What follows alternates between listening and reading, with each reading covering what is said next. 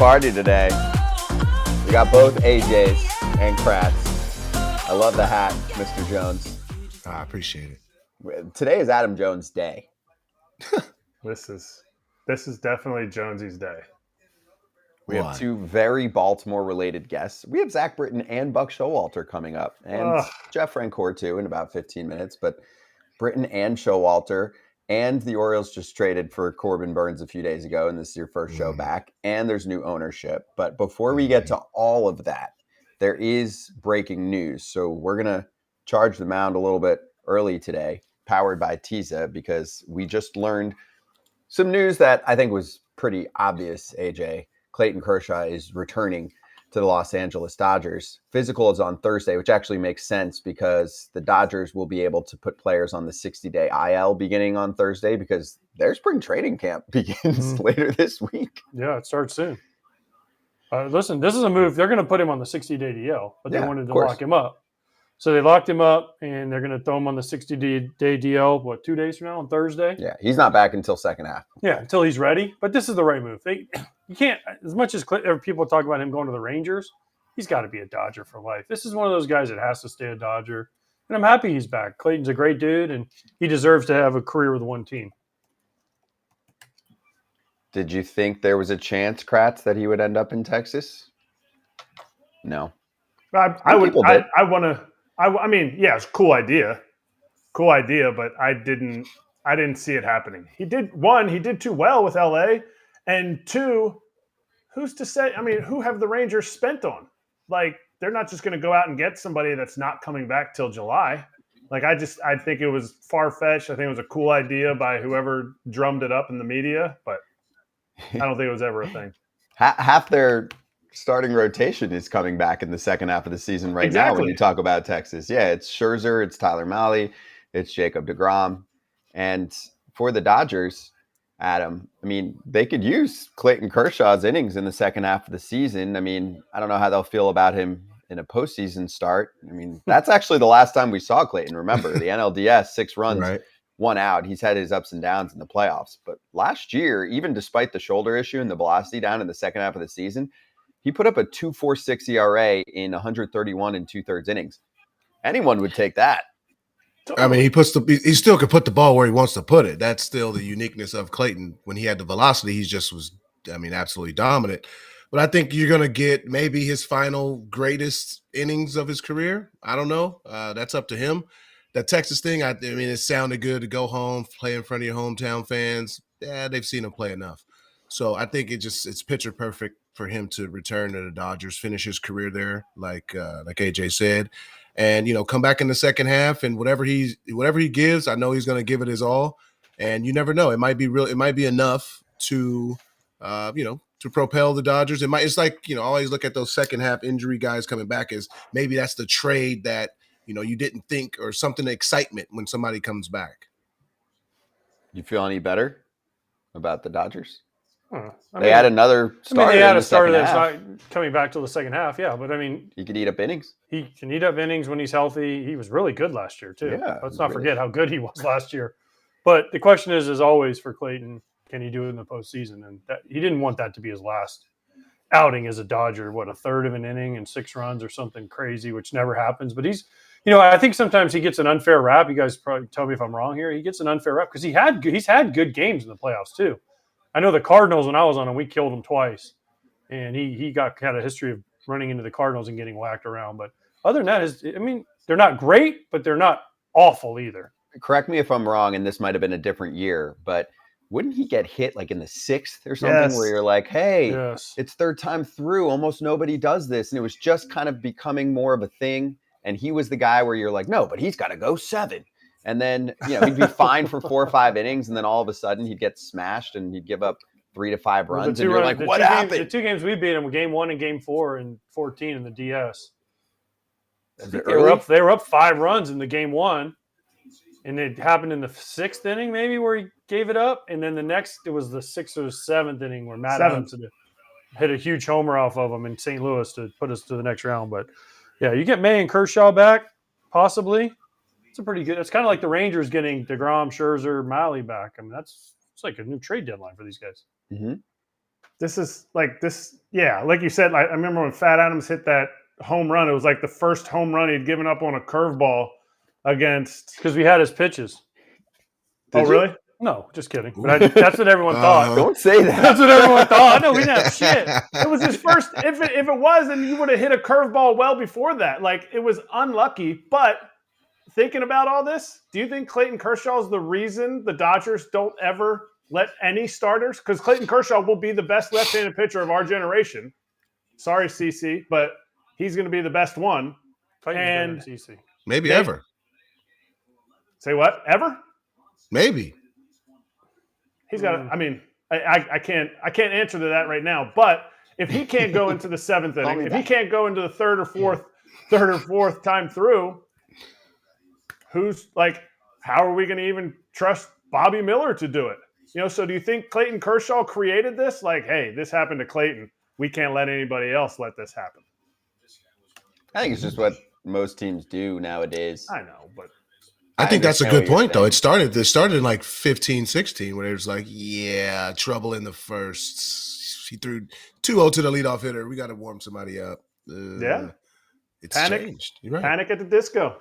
Right. Panic at the disco. Here's the question, AJ. If you're the manager of the Dodgers and you get to playoff time and most of their rotation is intact and they are performing the way they usually perform, right? Talking about a Walker Buehler, a Bobby Miller. Let's say Yamamoto's really good. Are you letting Clayton Kershaw start a playoff game for you? Yes. Yeah, you have to. Reputation, but you have to. Dude, can you imagine that conversation? Just honest conversation. You're Dave Roberts. Okay. You go. We're gonna go. Glasnow, Yamamoto, Miller, Buehler. Oh, by the way, Clayton, because he's not going to be a reliever. Clayton, guess what? You're not starting. You're not even going to be on the roster. So who are you booting from that group?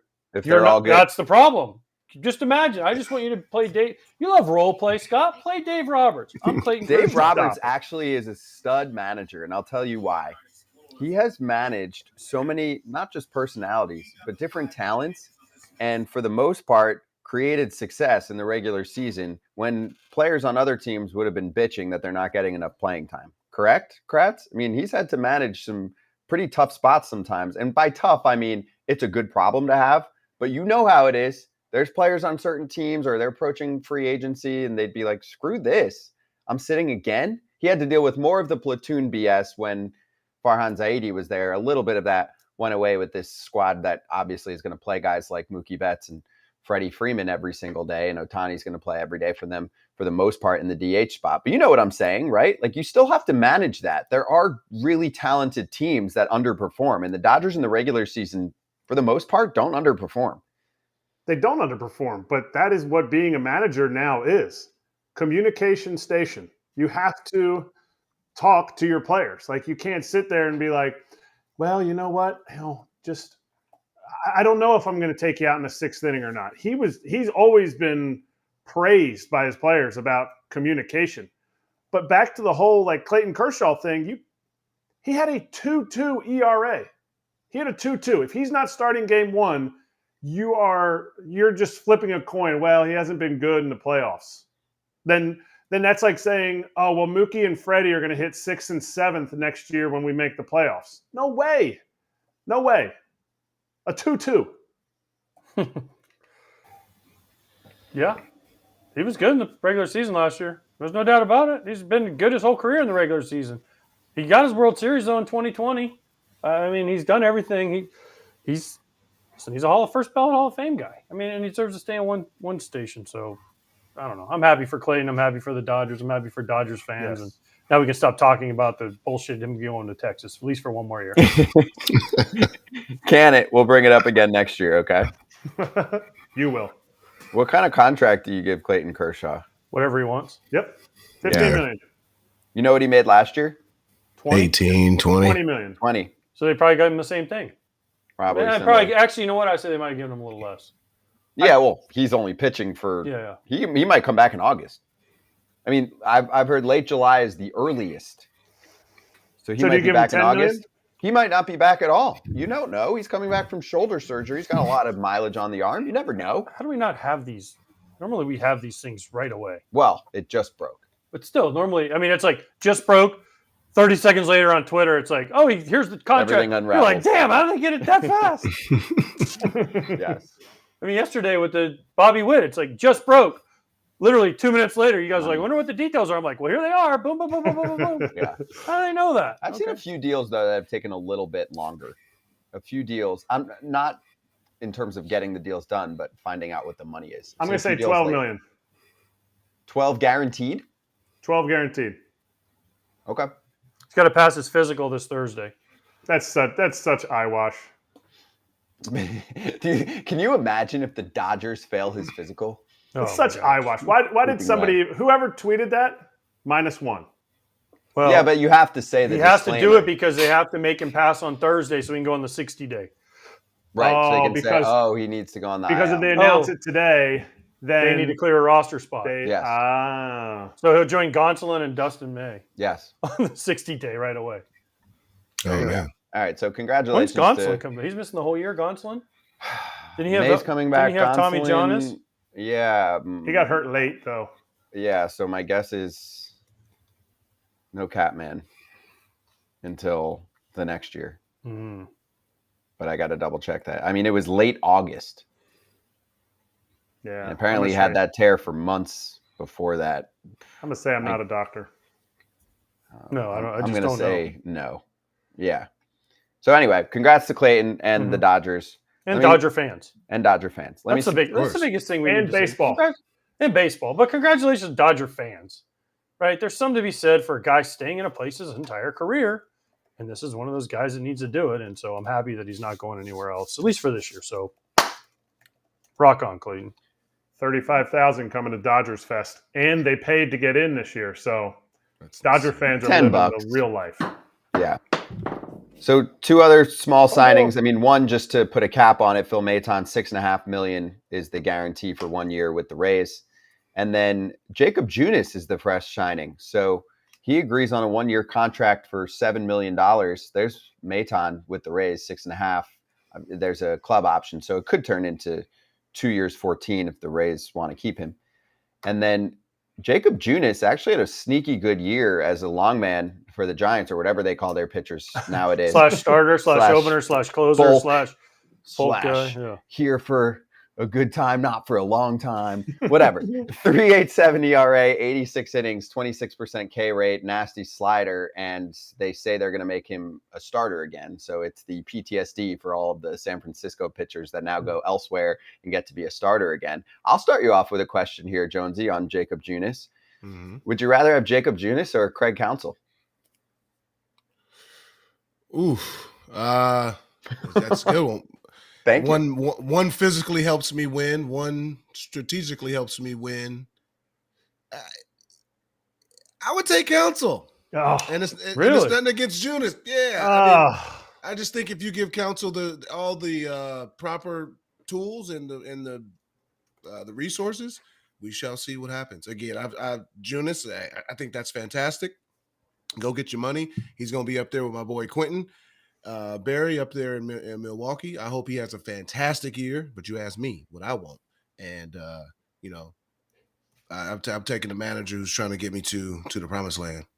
Oh, you such a spoken like somebody that works for the league. Unbelievable.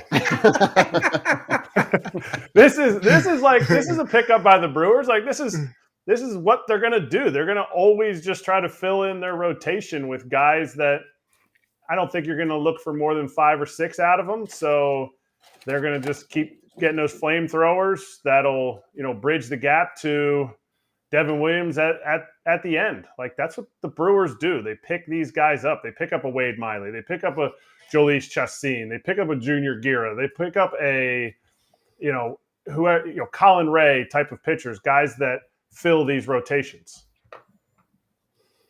True, but here's my question: What are the Brewers doing?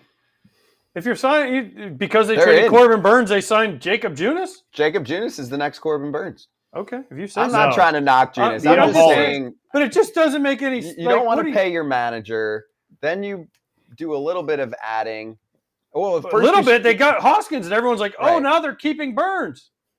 Then they trade Burnes. Then they trade Burnes, and they signed Jakob Junis to fill out their rotation. They traded away Hauser. Remember that whole thing with the Mets? You know what this sounds like? The Red Sox. No, I was going to say the Mariners, No. just trying to trade everybody. Tweaks. Yeah. I know, Ken Rosenthal covered this a lot on Fair Territory, how he felt like the Brewers needed to do this. They didn't get anything for Brandon Woodruff. You were about to not get anything for Corbin Burnes.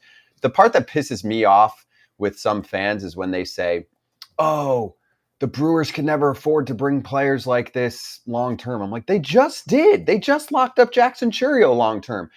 Corbin Burnes is on this show every few weeks. If they had approached him his first couple of years in the bigs with some money, like a Blake Snell deal from years back that he had with the Rays, he probably would have signed it.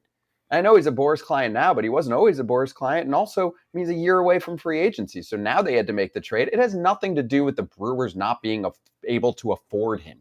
They could have done this early on, right? I mean, look at the Mets. They can afford anyone. They almost traded Pete Alonso to the Brewers. So same problem. They waited too long. And now Pete's much more expensive. So eventually they'll either figure it out or he'll leave. But that's the part that pisses me off. The Brewers can afford Corbin Burnes on a contract extension early on in his career, just like they did with Jackson Chourio. And they can afford Craig Counsell if they can afford Jakob Junis. They just chose to not pay him his market value. Period. I disagree. What do you disagree with? Corbin Burnes' route made him too expensive. He went 18 reliever, 19 back in AAA. Like, he had a 9-something. Now all of a sudden it looks like his value is just going to be a reliever. So you approach him with a 6-year, $20 million deal, he's going to turn it down. Next year he went 20. The COVID year, nobody really reads that, so it's a small season. And then he went Cy Young. Like, you had to make that. It was a tough situation. You can't lock him up after he wins a Cy Young. Tristan McKenzie signed like when he was born in the big leagues, and there's a few others that have been like that too. I think Clase, there's some guys that hadn't done a ton yet, and then they sign deals. The Guardians have done that actually with like 3 or 4 of their relievers. If you look up, they've done some smaller deals with relievers that were just into the bigs, way later than Cody Allen. When's Bybee coming up? They might approach him. Too if much the situation is right. He's already priced himself out of the Cleveland market. Mm-hmm. He was top 3 Cy Young. Right. Or was he top 3 Rookie of the Year? He was not top 3 Cy Young. Rookie of the Year. All right, we're ready for our guest. First off, use the discount code FOUL for 20% off your first order at TizaEnergy.com. I say it all the time. If you have any friends or you yourself dip with tobacco or nicotine, stop it and check out TizaEnergy.com. Let's bring in our first guest of the day on FT Live for the first time on this show. You caught us spicy today. Jeff Francoeur, former big league great. And, whoa! And broadcast. Whoa! Wait, hold on. And great is a big fucking broadcast star in Atlanta and that nationally. I agree Look at this. You're okay. There's a lot of head shaking going on. Looks like you're in prison, Frenchie. What is that colored shirt? They're jealous they didn't have my talent on the football field. That's all it is. They can hate all they want. You were taking only out routes. That's the only football route that you ever took. It was just a slant to out of bounds. Nothing getting touched on that fragile body. I will come across the middle. I'm not scared. You are scared. How were you good at football? Or allegedly good at football? Allegedly, 2-time Gatorade Player of the Year, me and Herschel Walker in the state of Georgia, AJ. So I don't know what else to tell you. Oh, jeez. Crazy legs Frenchie. That's why he couldn't run the bases. He couldn't run anywhere. He just never wanted to touch where he was supposed to. I'm so happy to be on with you guys today. This is great. And Frenchie's got a show that we're going to get into in a sec. First off, hold on. Before we, what? I want to know who's a better Parkview. Was it Panther? You or Matt Olson? Who's more famous? Well, Matt Olson from a baseball standpoint, but he only played one sport. So if you were talking whole package. Oh. You were all state in 4 states? The dude hit 54 tanks last year. I can't argue that. You know what I'm saying?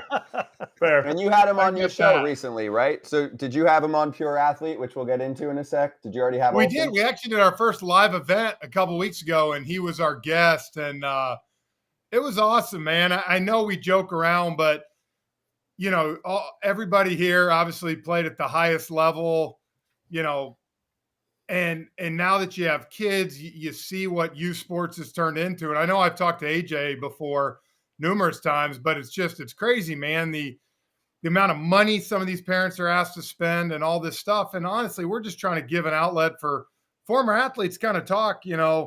I try to tell parents all the time on my team, eventually you're either going to be talented enough or you're not. And yes, you can practice. Yes, you can do it. But it's like at the end of the day, have fun and play with your buddies, continue to get better. And if you get to high school and you got a chance to take the next step in any sport, then go for it. And if you want to see more information, pureathleteinc.com, or you can follow them at Pure Athlete Inc. if you want to hear more from Frenchie and some great interviews, including Chipper, Maddox, etc. So who's better, the Braves or the Dodgers?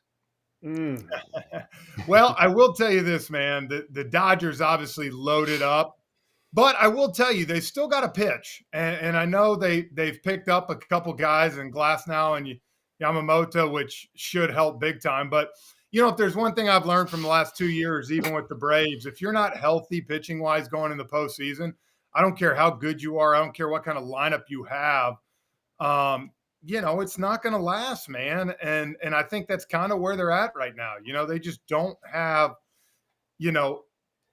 going into the postseason, both those teams, if they're healthy, I think you probably maybe has your NLCS right there. Obviously, Philly's going to have something to say. But again, to me, the weakest Braves team in the last 3 years was the team that won the World Series, but they were healthy, top to bottom. You still didn't answer the question. I tell you what, man. It's a tough one right there. Right now, power rankings. You have to do it or you're not allowed out of the house ever again. What's your power rankings? I'll go Braves 1A, Dodgers 1B. Good for you. He has to go Braves, dude. He works for the Braves. You have to say the Braves. That's fine. That's a legit answer. I will go and say this, that yes, you look at Mookie, Freddie, Ohtani. I like with what I love about the Braves is the back end of the lineup. They have plenty of power and plenty of things in 7, 8, 9, which I think through a full season helps. Oh my gosh, you're such a company man. Well, Matt, at least he doesn't. You know what I thought? Marlins games. Actually, you know what I thought he would do? I thought since CJ Nitkowski came in and kicked Frenchie out the door, that he'd be like, Dodgers all the way because I lost my job on the Braves broadcast to CJ. I'm going to say the Rangers are going to win it all. Then is that good? They already did that. CJ got his ring. He left. He's like, I'm out. Or as being a White Sox guy, Chris Getz is one of my closest friends. I keep texting him. I'm like, what have you done to get better? I'm just curious, Getzy. Oh boy! Hey, you're not allowed to talk bad about emoji. You can't talk bad about Chris Getz on this show. Okay, that's not true. AJ can't. Oh, I'm sorry. I can't. You can. As long as Chris Getz is the greatest GM in the history of the world. He's doing great moves. They flipped. I will tell you this. You know who I'm most excited about is Adam's former team, man, and the freaking Orioles. They were so much fun to watch last year. I covered them 3 or 4 times, and getting Burnes and some of that, man, they're going to be really good. They're exciting. That's very true. I do appreciate that. And now I want to ask you, how fun is it though to get to, as an outfielder, a Gold Glove outfielder, to get to watch potentially, a Gold Glove outfield with the addition of Kelenic, you got Michael Harris in center, and Acuna returning another, fresh off an MVP season. So how fun is it to watch them on a daily basis? Well, and that's the thing, right? With you got Michael Harris in center field and you got Acuna in right field. You got it almost covered. And now I think you bring in Kelenic. I think that's a great sign for the Braves trade to bring him in, because you're not asking him to come in and hit 4th in the lineup, 2nd in the lineup. You're asking him to come in, hit 8th or 9th, and just play great defense in left field. And I think you also give him time to play. All of a sudden now he's around Matt Olson, he's around Austin Riley, he's around Michael Harris, he's around guys that have done it and put up big numbers. And I think it's going to be big for him to come to a team like that personally. And he's not going to feel the pressure of having to be the guy. Can Acuna repeat? Can Acuna repeat what he did? Because you saw it 2 years ago coming off the knee injury. Can he repeat it? I think he can. I don't know why. I will tell you this, man. There's so many talented guys in this game. But I don't know that there's anybody in baseball that can do what he can do from a whole package standpoint. When he wants to truly take over a game with speed, power, glove, whatever it is, shooting the ball to right field, base hits, he can do it. And I just think watching him is incredible. And for him, it's, can he stay healthy? Can his legs stay fresh, which we saw this year they were able to. But for me, the sky's the limit for him. I think he's the most talented guy in baseball. Even if you take out some of the pieces that are behind him, can he sustain what he does without the protection that he has?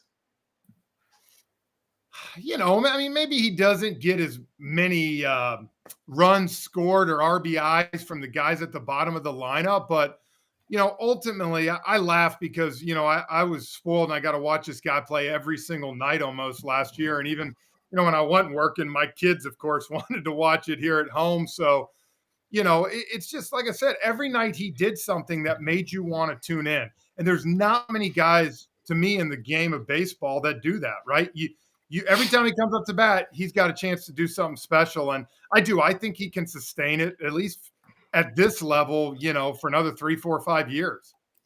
So for going 40 and 70, you think he can repeat that? Because I guess people expected Judge to repeat 62 home runs. I think the logical minds were like, all right, 40 is probably more logical. What do you think is probably logical going forward for him? 40-40 continuously? Which like you said, that's tough. I think the one thing that he's got going for Adam is he's got some studs around him, behind him with Ozzie and Austin and Olsen. And if Michael Harris moves in that 2-hole at some point, he's where, to me, Judge didn't quite have that to continue to back him up. Like, if you play the Yankees, right? I'm not throwing to Aaron Judge. I'm not. If there's nobody on base, sure.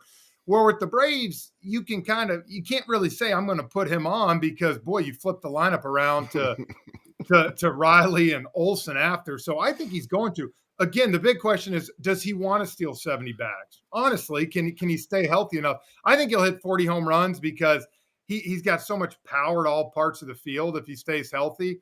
But I could see 40-40, honestly, being a good number for him every year. And I think he could do it 2 or 3 straight years. Okay, so how do the Braves get past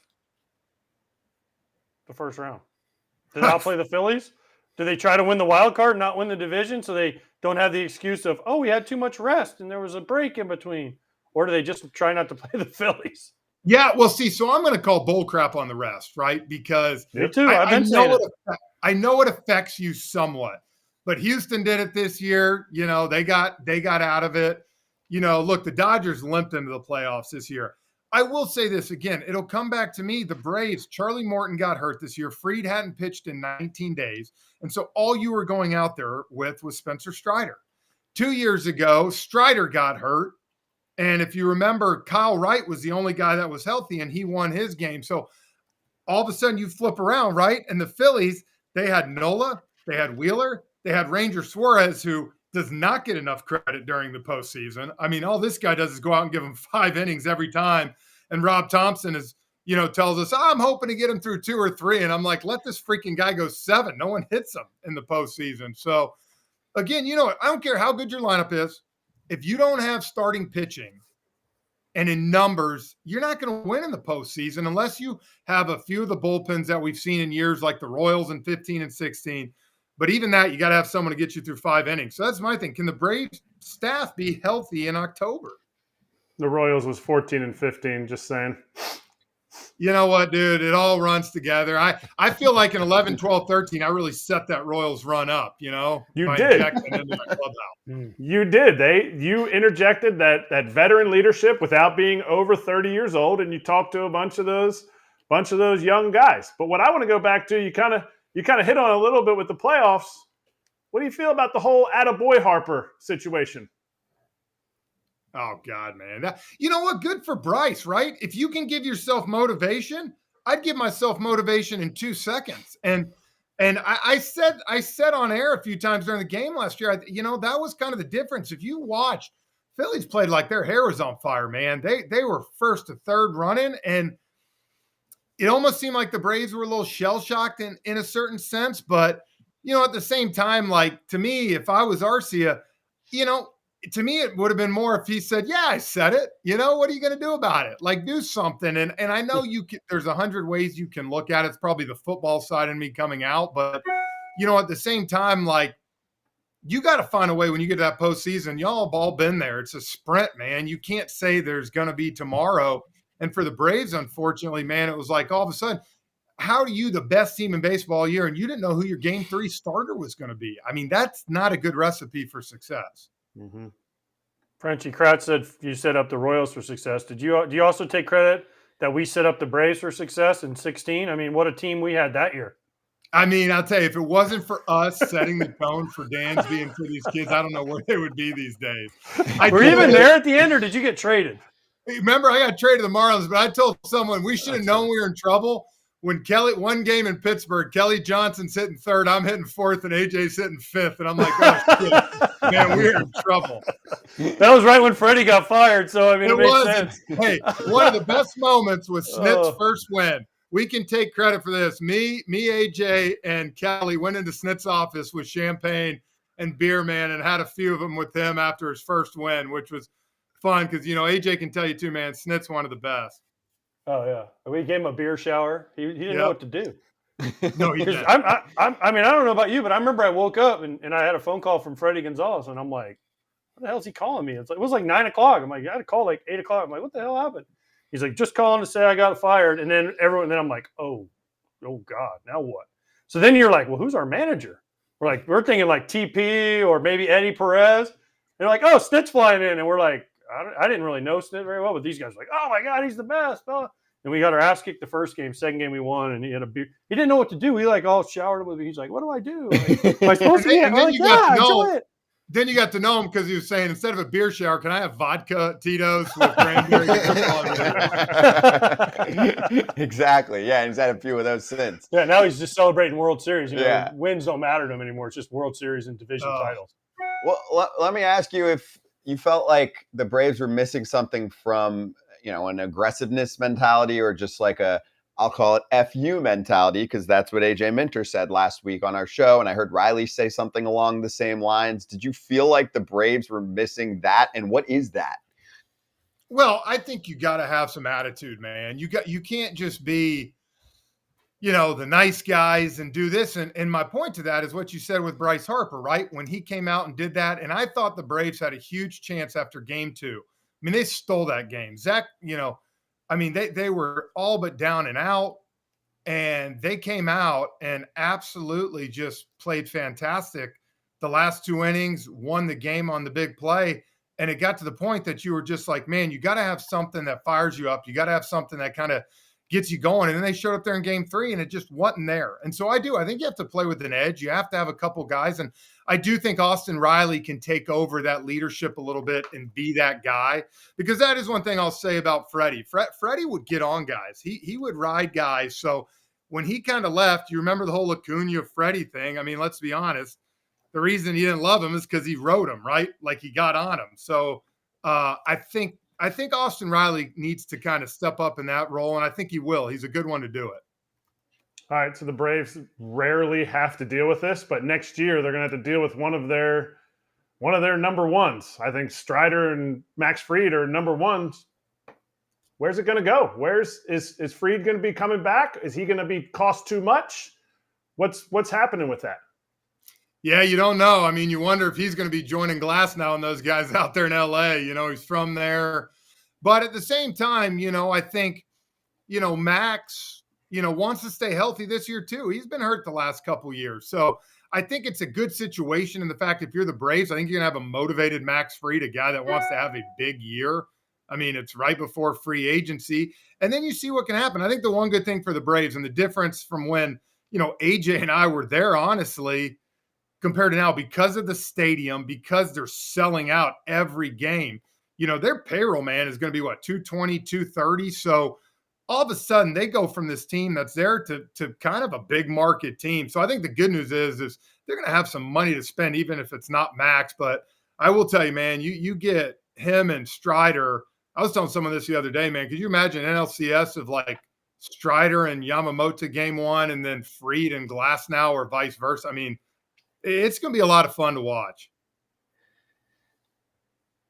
I know you got young kids, but have you ever thought about managing? Your personality. I know how you love the game. Oh, God. Come on. No, that was I mean, terrible. why not? Adam, no chance, bro. He likes to No. throw up on TV way too much. There's no way. Hey, He you might couldn't just do come it. out the dugout. You might just, how they do in Japan, just review it, just be out. You might just show face just to do it. Dude, he doesn't Like, have the you attention know? span, bro. He can Hey, barely make it through one game. There's no way. 2 reasons that I would say no. First of all, my wife would kill me right now with 4 kids under 10. And second of all, I look out that window right there and the 4th green is sitting there. There ain't no way you're pulling me off the golf course 3 days a week right now. Not a chance in hell. Hey, what was it you If said? you look out that way, that's DeRosa's house, and I go pee in his pool all the time over there. So.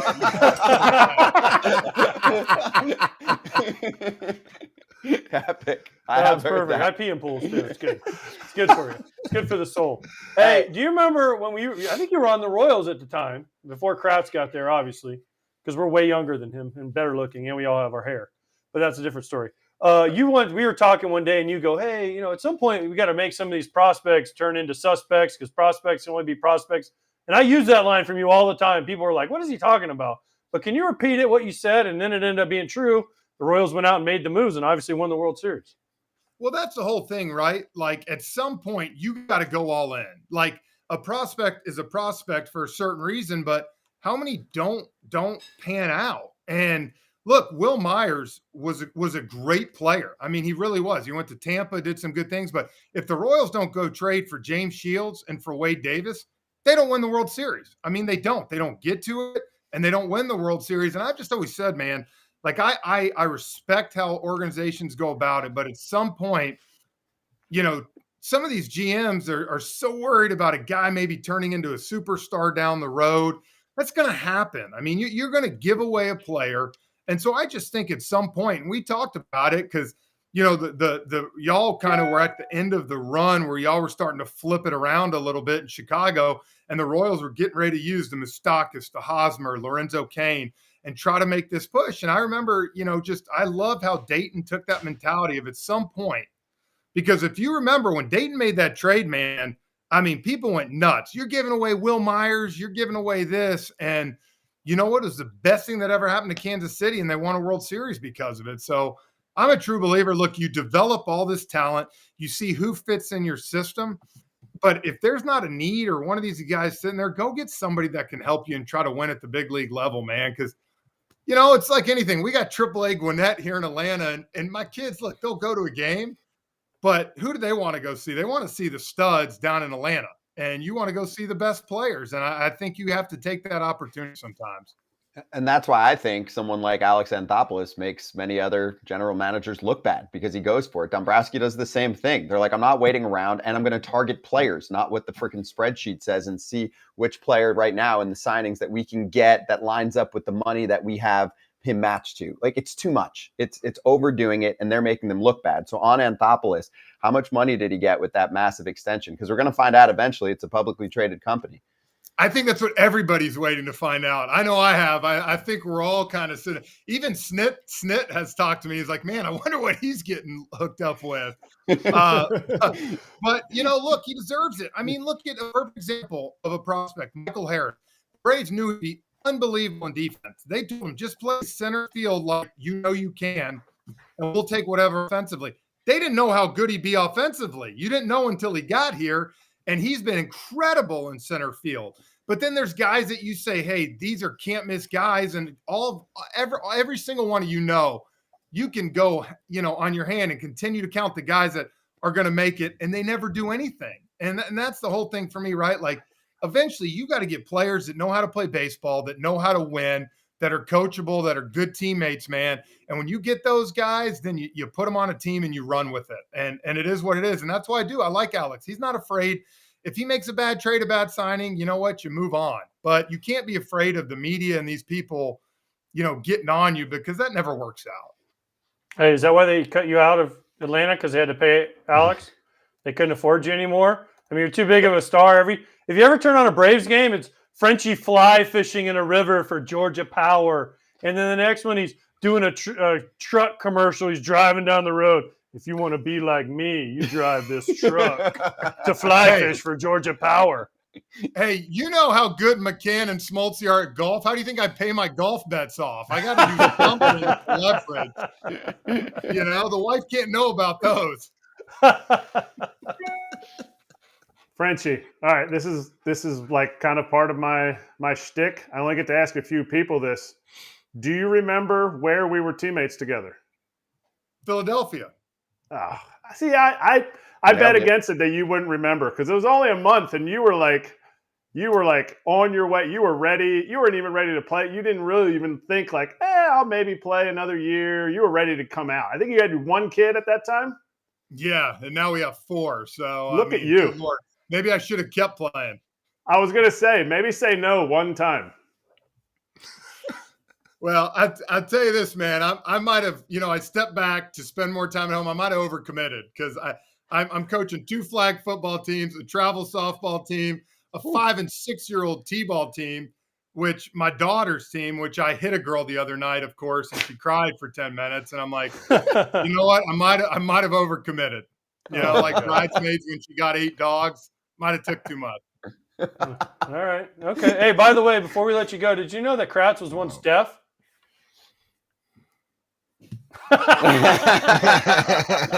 Google it.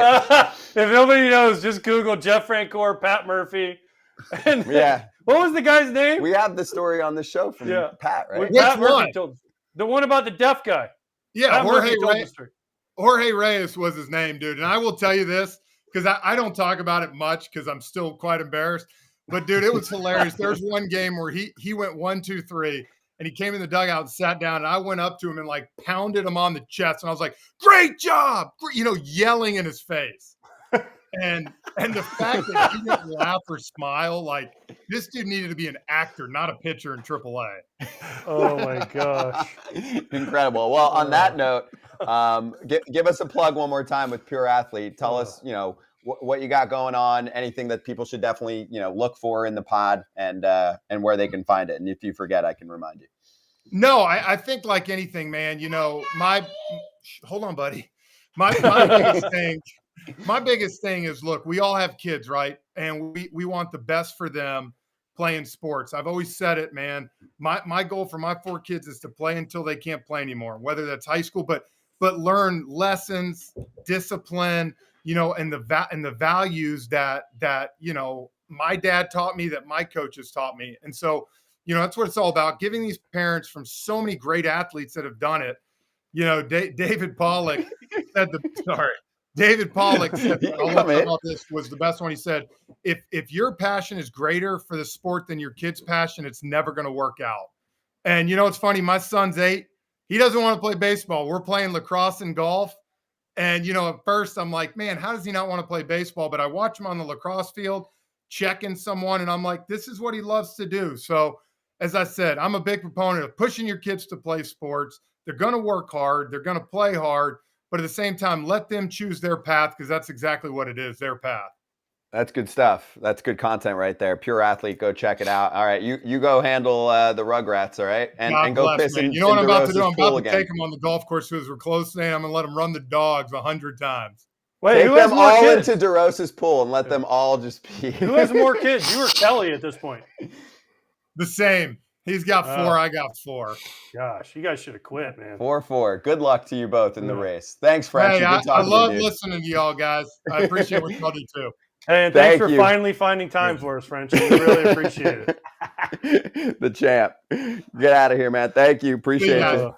Jeff Francoeur, former big leaguer. You can hear him on Turner Sports and obviously on the Braves games as well. And like he mentioned, he's got a new teammate too, Nitkowski, going from Texas over to Atlanta. Braves. I think he's only doing 20 games this year. I thought it's 50. I guess we could have asked him. Well, CJ's doing CJ's doing like all the road games. He is. CJ Nitkowski, because he lives in Atlanta and he was doing the Rangers forever. Right. And the Braves have been looking for kind of like a permanent guy. And Frenchie's like, gosh, 120 games? He's like, that's a lot. There's a good article I read of Mark Bowman, who's been on the show, where he kind of documented how it all went down. A lot of people gave him recs, right? Frenchie was part of it. Smoltzy and many others being like, yo, get CJ home. Frenchie still does his TBS games on Tuesdays or Thursdays, whatever it is. Like he mentioned, he's got way too much on his plate. Too many kids, dude. I told him he's getting no sleep. He's freaking we played together. He had two. I'm like, dude, two's softball enough, bro. I told him, dude, two's enough, and he kept going. I don't know. I don't get it. No, it's not the first or last person to not listen to you. Zack Britton's going to join us in a sec. Adam, would you like to prepare us with anything we need to know about him? He's got little hands. So little. Didn't that help him though? Yeah, because his sinker didn't stand his fingers long enough, so it just the aerodynamicness, whatever it just made the ball die. Yeah, he had real little hands. Smaller than Kirk Saarloos, because we talked about Kirk Saarloos, I think yesterday. He's got a little tiny. I don't know. I mean, Saarloos was a taller guy. I mean, Zach's he's lived. Saarloos is short. Okay, I don't know. I don't know him. Yeah, he was before your time. He was an A's guy. He had big sinker. If you're shorter, I get it. I mean, Zach's got really small fingers, so it's kind of weird. So you can't teach that. Well, why don't you introduce your boy? Introduce your boy, Adam. He's ready for us. All right. Go ahead. Give us the intro. Oh, he's so hydrated. Now joining us here, I see you. Now joining us on Foul Territory, my ex-teammate, Zack Britton, a newly retired Major League player of 12 Major League, 13 Major League seasons. How are you doing, Mr. Britton? I'm doing great. How are you guys? Good, dude. Good to see you. So stoic. He's pitching Good to be seen. Yeah. Well, Zach, how you doing, man? How's retired life? Do you feel like you can kind of take a deep breath because you had a lot of ninth inning moments in your life? It's been good so far. My kids are crazy. They're busy. So, no, I feel like I'm doing more now than I was when I was playing. At least I had an excuse to kind of get out of the house, go throw a bullpen or something. Is it weird not going to spring training in like a week? It's got to be weird because I remember my first spring off. You're like, man, I'm leaving next week and I'm ready. And then you look down at your watch and you're like, man, it's February 6th. Normally I'm leaving about Valentine's Day, and now I don't have to do that, isn't it? It's a little bit strange the first year, right? Yeah, it definitely feels weird. I still keep in touch with a lot of guys, and they're all getting ready to go. But I was ready to be done. I don't necessarily miss having to go through the grind of it, but there is moments where you're like, man, my body feels like we should be getting out of the house and going somewhere. So I do miss the travel aspect and getting around the guys, but not missing playing right now. You're like, is it physical? Was it a physical thing? Because you said you want to be home with the kids, and I don't know that maybe the wife doesn't necessarily want you home. Could you have done it another year? You're not that old. You're not like 40 years old. Could you have done it for 2 more years? Yeah, after my Yankee contract was over, I thought about playing for another year or two. I had the 2 elbow surgeries my last year with the Yankees, which, didn't help. And I threw for teams. I had offers, and nothing I felt like was worth it. I felt like teams were really devaluing me. And I knew if I was healthy and put in all the work, I was going to perform really well. And just the offers, none of them piqued my interest to leave home at that stage, coming off of, some good salaries with the Orioles and the Yankees. It just didn't seem worth, my time. And physically, after the 2 surgeries, obviously that takes a grind on you. I was lucky to be healthy for the most part of my career, but at the end there, the arm had a lot of wear and tear on it from, a bunch of appearances over the course of my career. But just the money, honestly, the money wasn't worth it for me to leave home at this stage. What does that mean, devaluing you? What do you mean? Like, did they say, hey, we see this in your numbers, or did you just get, the contract was way less than you thought it should be? Well, I think it's a little bit of both. I think teams were, a little wary of me being injured, and rightfully so. I wasn't going to make what I made with the Yankees. I basically was telling teams I'll take like a 50% discount and go play and like rebuild my value. And then, teams, they'll even offer you, less. And I saw some guys getting signed that didn't have my track record, and they were getting, pretty good money, and my offers weren't close to that. And so I'm like, hey, I've been around the game a long time. Obviously, this is how they're valuing me. I value myself higher. I have 4 kids at home. I'm ready to be home. I'm not going to make the Hall of Fame. I'm not pitching for that. I would have loved to have gotten a World Series, but the contract and what I felt like I was going to have to do to pitch at a high level, I just didn't think it was worth it, and that was okay, So I'm excited to be home with my family. Zach, can you go like this for me? Oh yeah. Can you tell Adam Jones to fuck off now? As you have your hand raised. Yeah, it's close to the camera. Extremely long. I got like a randomly long middle finger. But hey, I don't want to roast Garrett Cole, but mine aren't that much different than Garrett Cole's. All right, he's getting like $400 million. So is that the secret? Because I mean, that can help for hitters too. The small arms is big for hitters, right? Or short arms. Yeah, short right? arms. I mean, short arms. Well, my middle finger is just so much longer than my index finger, and I think. Wait, hold it up again. Can we see this? What are we doing right middle now? finger. Well, we just wanted to see how much longer it was. Oh. I mean, it's got some length on it. Yeah, it doesn't. It's not abnormal. It's not I wasn't blessed with, these gigantic hands. But I think it's just the length of the middle finger. It's a conversation that we had, and I laugh because, there's been some pitchers that are like, hey, I heard, like this is how you throw the sinker. And then I put my hand up to it, and I'm like, dude, we have the same side hand. Like, so it's not crazy. Adam likes to make fun. I think he signed a bat for me one time that's mentioned how small my hands are. And I was going to hang it up because oh, it's cool. I'll hang up an Adam Jones bat. And I don't even know where it is anymore. I think I put it in the closet. That's all right. Yeah, but you got to embrace it though. Cause I mean, if my fingers were, the size of this freaking bobblehead, but I could throw like Zack Britton, I would take it. I don't care, dude. I mean, I did. I embraced it. I embraced it. I think it's all I've had. I mean, especially with analytics coming into play. I remember the Yankees when I was going through my Tommy John rehab that went down this rabbit hole of hey, let's video your grip and try to get other people to throw your sinker. And I'm like, hey guys, it's all just me. It has nothing to do with how I grip the ball necessarily. That grip that I had just kind of unlocked it, but it's all genetics, arm path, and size of your hands, your stride length. I mean, we're gonna try to they literally were I think we can get guys to throw this exact sinker, and I was like, good luck. I mean, because I didn't just make something up one day. It is who I am. Yeah, that was a nasty pitch. Do you think we're kind of tying in the whole Orioles thing here?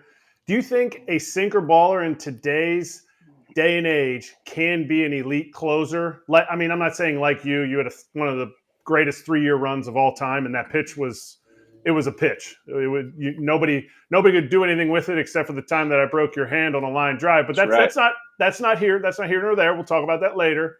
Can Yennier Cano step up and be a elite closer because he doesn't have those high strikeout rates like everyone sees the closers? Yeah, I think it's based on your team, right? If you have a good defense, then absolutely. You would prefer to have a guy that can strike out hitters when he needs to in a high pressure situation. That was one thing I was actually pretty good at. A guy on third, less than 2 outs, I could find a strikeout. It wasn't my strength, but I knew when, hey, I just got to go for it. And if I walk the guy, I'd rather walk the guy than let him put the ball in play. So I think, for Cano, I really liked watching him pitch. I would have actually loved to have seen them kind of run with him out of the gate to see how he handled it, because you just don't know until you give a guy kind of a longer leash at. He's got really good stuff. But I think if you have a good defense, a sinker ball closer, even if he doesn't get a lot of strikeouts, I think is fine. Clay Holmes has really stepped in and done a great job with the Yankees. That's a high sinker ball guy who gets enough strikeouts. Hey, Zach, you mentioned the Yanks analytics staff. Hey, can we just mimic your sinker grip and have everybody do it?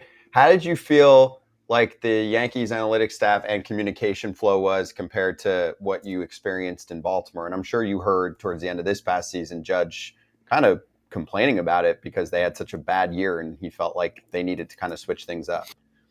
Well, as Adam knows, we didn't really have analytics with the Orioles. I mean, I was still doing I don't even know what software we had on the computers. I was searching for, I'd be looking for Oregon AJ, Trail. Oregon Trail, yep. Oregon Trail, baby. all the left-handed pitchers against AJ or something, And I'm sitting there with Darren O'Day eating my lunch, trying to scroll the internet, basically. So the Yankees had a lot, and I would say, yeah, the communication is just it's not a strength in the game today. I feel like there's a lot of people in every single clubhouse kind of pulling different directions, unfortunately. And at the end of the day, it's about getting results on the field. So you want your front office, you want your analytical department, your players, your coaches to all be giving the same message to players. And I don't know every organization, but I know with New York, and referencing what Judge said, there's just that disconnect there of good communication on kind of filtering out the noise of analytics. The truth is, it's numbers. You can manipulate them any way that you want. You know, whether you like a guy, you can make that guy look really good in some areas. If you don't like a guy, you can make him look really bad in some areas.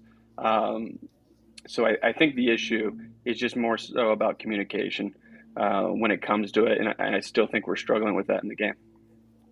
Obviously, a big story that's close to, I think, both to dear of us. You're going into the Orioles Hall of Fame one day, me too. Is the sale of the Orioles to the Carlisle Group and Rubenstein, and it's big news. Obviously, the Angelos family have owned the team for 30 years. They beat out Audie's family back in '93. Rich bastards. It's like, you know, when that news came, like, what was first emotions? Like me, I'm like, wow, like we heard about it, we've known about it, we've talked about it with Mr. Angelos. If he passes, things have to happen. But like, I think Orioles fans are like seeing a difference. Like, and then 24 hours later, they trade for Corbin Burnes. Obviously, that was still John and all these things, but I think a jolt has happened into Baltimore after the AFC Championship game. They lost that, but 1 week later, like, this is huge going into spring training. Yeah, I mean, I think so. I had heard Rubenstein's name thrown out there a little bit with the Nationals, and I want to say maybe something with like the last CBA. You know, people were talking about, you know, whatever. It might have been with the A's moving teams and some teams getting sold or whatever. But I heard his name with the Nationals, and then seeing him tied to the Orioles or hearing it, I felt like it was a matter of time. I felt like the Orioles were gonna sell. I mean, look at that return on investment for the Angelos family. Honestly, I mean, why wouldn't you at this stage? And I think with for the fans, you just look at the three guys that are headlining the group, the new ownership group. I mean, you got three billionaires up there. So I think the resources, I think fans would expect that you're going to get more resources put towards the team and acquiring free agents. I mean, that's to be seen, but I think it's a good day in Baltimore. And, you know, with John Angelos, I've had a great relationship with him and Lou my whole career. They were great to me. Peter, Georgia, that whole Angelos family treated me really well, and I have a lot of respect for them. And I think with John hiring Mike Elias and like revamping that whole farm system, they did an absolutely fantastic job. And now with, like I said, with deeper pockets, I think there's going to be more expectation to field now some big free agents that maybe we didn't do when I was there, and they hadn't done, you know, in a really long time.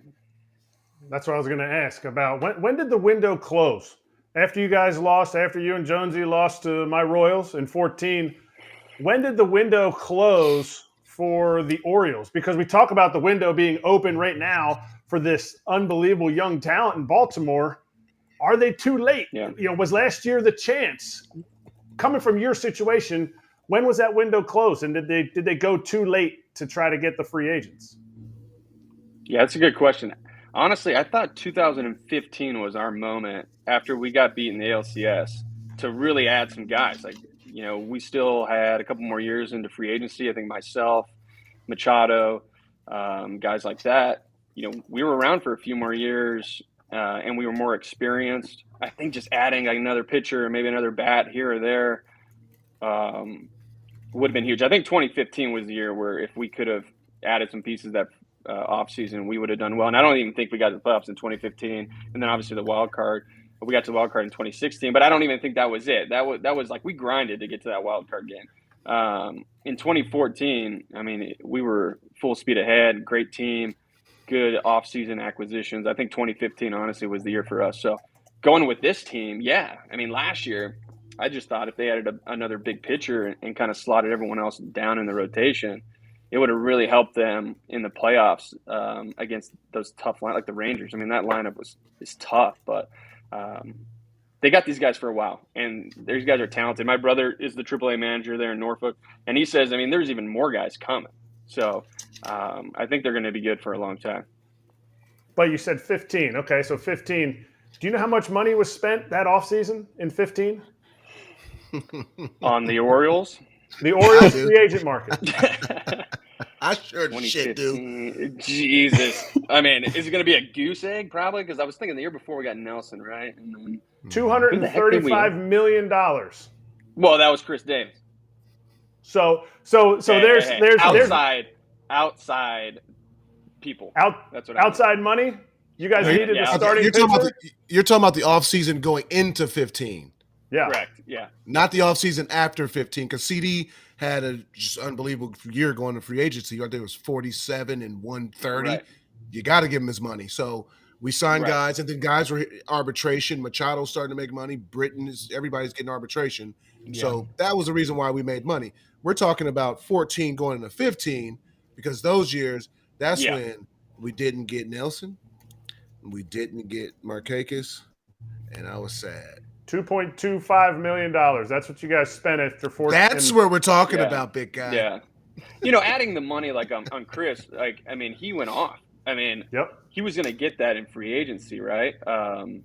So what I was saying is adding to the team. I mean, obviously payroll gets high because if guys are playing well, arbitration, especially guys getting to Super 2, it's gonna skyrocket. I was thinking adding some guys, and like Adam said, I mean, losing like Nick, who's a good leader but steady as can be, like you knew what you were going to get from him.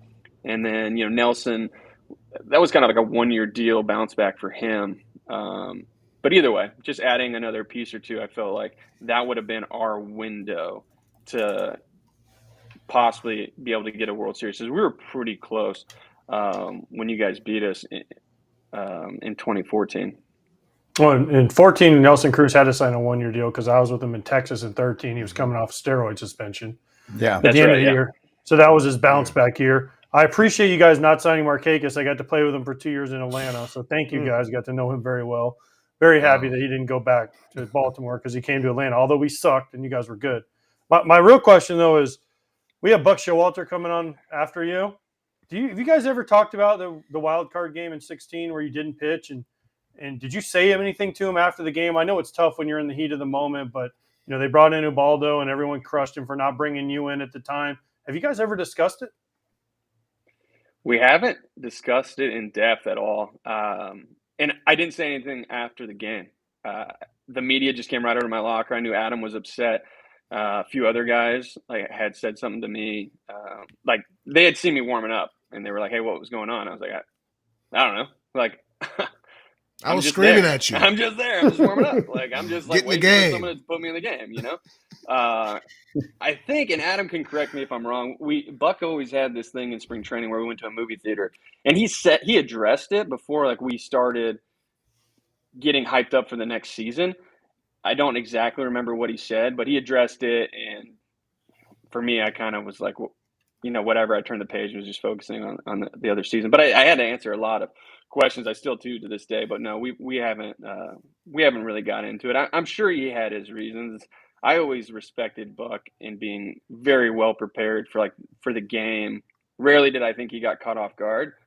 And I'm not so sure. I mean, you'd have to go into his mind, but it would be fascinating to know. Man, you guys got him up next. Yeah, we're gonna. I'm gonna ask him now because it's just interesting. We have you, and that was one of the, you followed by him, and that's one of the big things that people talked about. People still talk about. Like that's the reason now why a Josh Hader, why won't he throw 4 or 5 outs, right? Or now you see teams do it all the time, right? They bring their closer in a tie game. Now they don't wait till on the road. They don't wait for the closing situation. So it's all basically because of that 2016 game. I mean, it just sucks. After that was crazy. Yeah. Yeah, Andrew because Miller you guys probably were the better team, right? I mean, I think you guys are probably a better team than the Blue Jays were that year. It just happened that obviously Encarnacion hit the home run off of Baldo and sent you guys home. It's just fascinating to me because I'm going to ask him. I just didn't know if y'all had talked about it or not. No, we hadn't. I mean, Ubaldo had thrown really well, but I mean, to your point, it happened really quick that inning. I can't remember. It's been a long time, but I mean, it was like bam, bam, a couple guys on. I remember. It was quick. Okay. I know. Adam. The only thing I remember was Toronto was nuts. They were throwing stuff on the field, during the game. The crowd was crazy, but for some reason, I could hear Adam yelling at me. And you guys have been in those stadiums like that. You can't hear anything. It's just like a loud white noise for the most part. But I could hear Adam yelling at me, like, put yourself in the game. And I remember looking at Dom Cheedy with his mustache, and he's screaming like he's in the game. I don't know what's going on or whatever. I'm like, Dom, I've been warming up for like 2 innings. Like, I don't need to throw anymore. Like, he's like, are you ready? I'm like, I've been ready. Like, I'm just standing here because I don't need to throw anymore. But I can hear Adam yelling at me.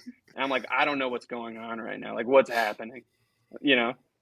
But it was weird. It happened super quick. It was unfortunate because I was locked in. I was in like such a great place, and we had just played the Blue Jays a bunch of tight games to get to that spot and handle them really well. So I think if we get past the Blue Jays, I think we felt like that was our most evenly matched team on paper. I think if we get past there, then obviously it's like anything, right? You flip the coin. Like, that could have been our year. Who knows? Mm-hmm. All right, so I faced you 10 times. I got one hit. It was an infield hit. It was a fucking rocket, right? Struck me out. You punched me out 4 times. Ground ball rocket. Ground ball. I think it bounced off the plate, and on my speed, I beat it out. But I punched out 4 times off you. I'm proud to say that. Adam was 1 for 3. Kratz 0 for 1. He said he broke your hand. I don't believe it. He never hit the ball hard enough to break anything. Really? Okay, so it was okay. I'll let you finish. I want to hear that too. I want to hear that too. But my question is, in 14, I was with the Red Sox. You were the closer, and I was like, man, how do you guys hit this guy? And David Ortiz is the only guy I ever heard say this. He goes, I just move way up in the box. He's like, I sucked against him, and he goes, I would move as far up in the box as humanly possible, and I would get the ball before it sinks. So is that the best advice for against a sinker baller? And then I want to hear the Kratz story. Yeah. I think scooting up in the box, I guess the fact that I had velocity helped a lot too, because you can scoot up in the box, but then it gets on you kind of quick, even though, perceived velocity. I don't have you were throwing 100. It wasn't like you were throwing 80. Right. But you know what? Funny with the Astros, since in New York we couldn't get past the Astros ever in the playoffs, so I felt like I played them for 5 straight years in the playoffs. It was like this thing. I could hear them yelling in the dugout, like, scoot up, like, get it before it breaks. And I actually always did really well against them. And I literally just like, I'll just throw the ball in the dirt. Like, I don't care. Like, it doesn't need to get to the plate for me. Like, it's easier for me to throw it right in the ground. And I just kind of went lower and lower. But it did, when you made a mistake, it was in a better hitting position, I think, for those guys. So it was a strategy that I specifically noticed with the Astros in the playoffs.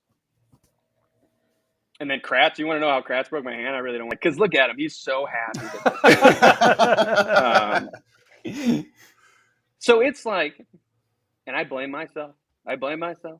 Me and Tommy Kahnle were supposed to go on the road to throw with the Yankees. And we're like, how much service time do I have? Like, I'm on the top of the sheet. I'm not traveling. So let's, I remember Mike Harkey was like, yeah, Rivera, none of those guys ever traveled. Like, why don't you just stay here and we'll do a backfield game? Just get your work in. And when someone says just get your work in, like, it's bound, something bad's going to happen. And I think it was Kratz and Giancarlo Stanton were the 2 guys. I think so.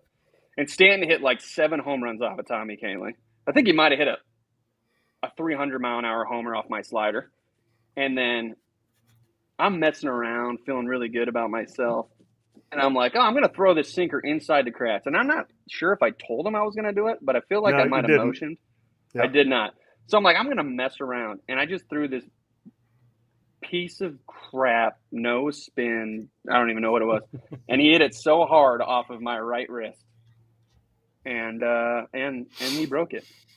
He broke it. And then COVID happened, so it didn't matter because it healed, no one, like, I probably saved you from getting released, Kratz.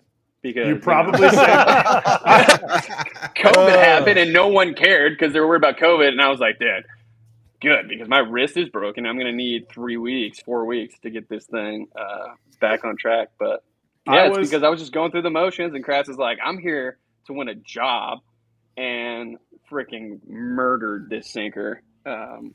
Right? Marcus Thames was like, oh my God. I think he killed him. I sprinted to the outfield. It hurt so bad. I just took off sprinting to center field. It hurt so bad.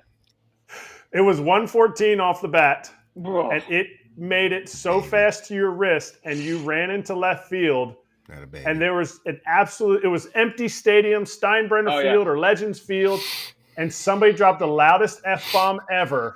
And my son was sitting in the dugout watching, and he ran to the bullpen because he's like, something bad's gonna happen. All I'm thinking is I'm gonna get released, and I go to they call me out of the clubhouse, and they're like the media wants to talk to you about this.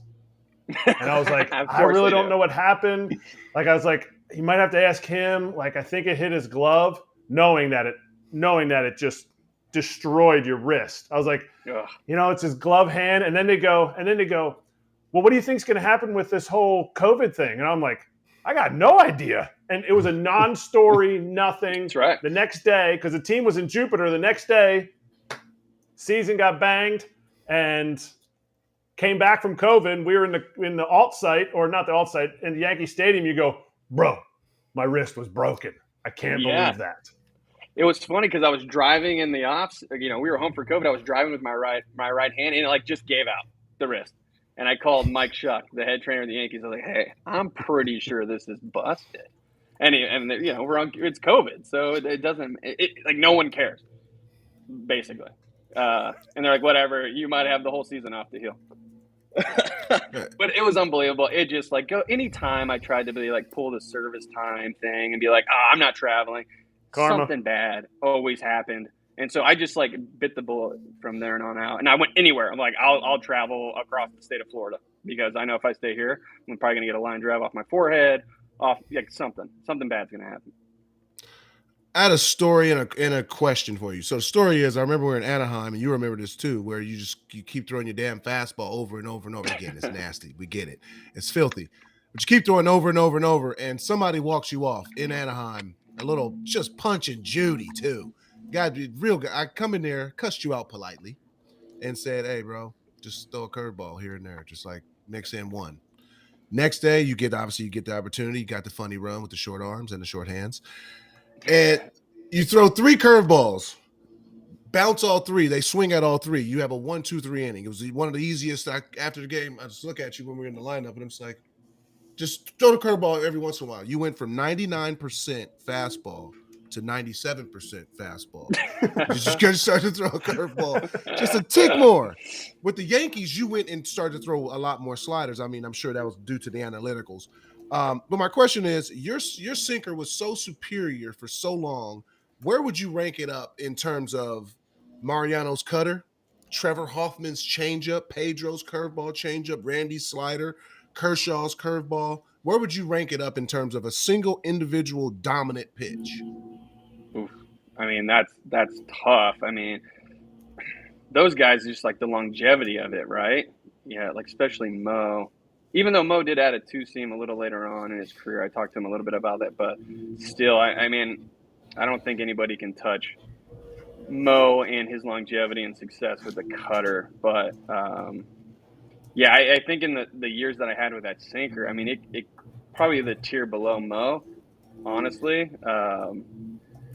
When it was on, it's just unfortunately I didn't play as long as he did, but maybe I'm hyping it up too much. But I would think below Mo, I'm not sure anybody can touch Rivera's cutter in the longevity of the success there. And the slider was, the Yankees were like, man, you need to throw this 40% of the time. I was like, guys, it's going to suck. It's going to get smoked if I throw it 40% of the time. It's good because no one's looking for it, And it's the truth. I used to watch videos and I'd be like, man, that was a spinner right down the middle. And the guy swung and missed at it. And they would just throw their hands up what the heck? That was my shot. So the slider just became a better weapon because I was throwing the sinker 98% of the time or whatever it was. All right, Zach, I got 2 fan questions for you before you go. One should be like a one-word answer, basically. Dan said, can you ask Zach if he's better at Warzone than Tommy Canley? No. No? Not even a question. I mean, Tommy shows up here with the freaking gamer headset Tommy's on crazy. every time he's on. Tommy's crazy. He's crazy, and he's pretty competitive. And then lastly, here from Jakob, he said, what's your personal opinion on the Yankees' facial hair policy? It didn't bother me. You know, it's whatever the family wants to do. They own the team. They can do whatever they want. It doesn't bother me. I don't mind shaving. Half the time I hate having the beard. Like, I'm just as uncomfortable with a beard than I was shaving, but it doesn't bother me either way. Okay, fair. That was easy. Yeah. All right, Zach, before we let you go, we got Buck waiting. I just want to confirm, you're pissed and haven't slept since 2016 because you didn't pitch in that wild, right? That's what you said before you could hear? I think that's what Adam said. That's definitely what Adam said. Adam still hasn't slept since then. And Adam has to do this interview. That's right. Adam's got to stay. Yeah, I'm out. Like you. I'm okay. Zach, we appreciate you. Yeah, thanks, Zach. Good to see you, man. And enjoy retirement life and fam life and all that. And you're welcome back, obviously, anytime. Sounds good. Thanks for having me, guys. Good to talk to you, brother. Thank you. Good to see All you. right, man. Zack Britton with us on FT Live. Good stuff. And Buck Showalter getting checked in the green room. So while we have a moment, because we've been so busy today, Adam Jones, can we get your thoughts unfiltered on the Corbin Burnes deal happening hours after the sale and what it's like in Baltimore right now and how much texting and all kinds of crap's been going on? Because this has been one of the best weeks in Baltimore baseball history. Well, it's an absolute roller coaster of emotions also, because losing the AFC Championship game at home to the champs, you got Swift on your field, they hot about it. But then you get the ownership change, reportedly, and then you get Corbin Burnes. And I reached out to DL Hall, who's a good friend of mine. He's been on my podcast, the Adam Jones podcast, a couple times. We had and him. I told him, I said, look, you get an opportunity to go start. A good friend of mine, Quentin Berry, I think you guys are going to have him on soon. Yep. We talked about it. I'm like, he's going to get an opportunity. You didn't get traded for, player to be named later. You got traded for a Cy Young. I got traded for Eric Bedard. I knew once I got traded for somebody of that caliber, I'm going to get an opportunity. So I told DL, go and do what you got to do, brother, and go seize the opportunity. Now, getting to the real good stuff of the Orioles, this is huge. This is huge. This is the guy that you've always wanted. I've always wanted an ace, and they're getting him at a price that is not different than Gibson and not different than Lyles the year before, 12 and 14 or something like that. So you get him at 15-8 or something, whatever his arbitration number is. Great price. But you're getting a bona fide ace, a stud, a lineup stopper, and I think that he brings a pedigree that is going to filter out to Bradish, is going to filter to Rodriguez, is going to filter. You got Means coming back healthy. Knock on wood, he stays healthy. I mean, he's a very, very good starter. And then he goes down to Kramer. And then it filters into the organization. And I'm glad that it happened now so that he can get to Sarasota and get with his guys and get with Rushman, get with McCann, and just get down to the nitty-gritty, because that's the most important time. I'm glad it didn't happen during the season when it's a little bit different. Obviously, you come into a new environment. So a lot of expectations right now in Birdland are really, really high. It's going to be great to be down in Sarasota in a couple of weeks to see it live. And I just think that everybody in Birdland is really, really excited for baseball. So it's a monumental move that has taken a long time to do. And you have not seen a bona fide ace in Baltimore since Musina. And what? Not an ace. I'm just laughing because Gary Sheffield called him a number 3, but that's Oh yeah. Yeah, he did. Oh yeah, he did. To me, that was the last ace, true ace. That was the last true ace in Baltimore, and now you get one coming off a fresh season, a great young, energetic team that is only getting better. I just think that they moved themselves, and you've seen in any betting site, they are hot. Yeah, they're hot, and also, I think Gunnar Henderson, Adley Rutschman, agents, etc., are looking around going, party, because the checkbook is going to open up. You know it. I mean, you got billionaires taking over. They want to make a stamp on the franchise. They're not as worried about, pinching pennies. So what do you think is going to happen with the Orioles over the next few years? I mean, this is their winning window right now, right? And they made that one step with Corbin, but signing up some of the young players, obviously when we get to the trade deadline, they're not going to be like, we can't take on this starting pitcher because he's going to cost us $7 million for the rest of the season. So do you think that they're going to be significantly better over the next few years with this new group? I think the new group is going to come in and, this is all speculation, and be more aggressive. Rubenstein is a Baltimore native. I think that he wants to see his team succeed at the highest level. And again, in the Angelos, they've owned and done a fantastic job. Again, like Zach said, we've had nothing but great relationships with the Angelos. Aside from everything that you talk about the fans, that's completely different. But we've had great relationships with the Angelos as players. But I think a new blood and just the excitement. And again, I think the next couple of years, you see Bobby Witt, 11 years. The Orioles have two guys that are, to me, I'd say franchise cornerstone 1-1 guys. And what do you do there? Do you lock up both? You can't keep both if you are going for 11, 13-year deals in Baltimore. That's for San Diego and for the Dodgers. So what do you do in that aspect? I don't know. That's why I don't get paid the big bucks to answer those questions. But I would just love to see them keep their homegrown. Baltimore is a city, and AJ Kratz, you played there. They love their own. They're nitty gritty. I love playing there because they didn't like style points. They don't want no style points. Manny made great plays. Congratulations. They got hot if he missed a routine play.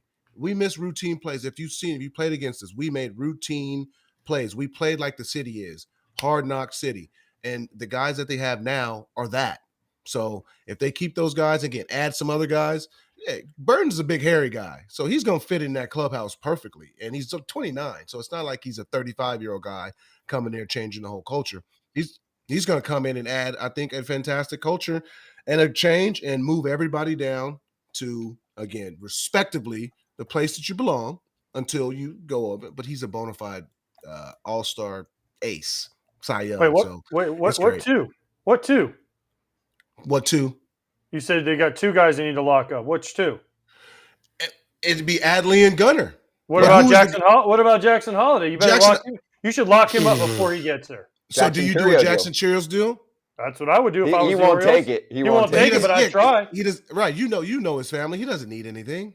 But I would try. If I was the old videos of him out in the hitting and training and all that kind of stuff. People's like, oh man, he built all that stuff. What? Daddy loaded. But I mean, it's like what I love about Jackson. I had him on my podcast too. He said, "I want to be better than my dad."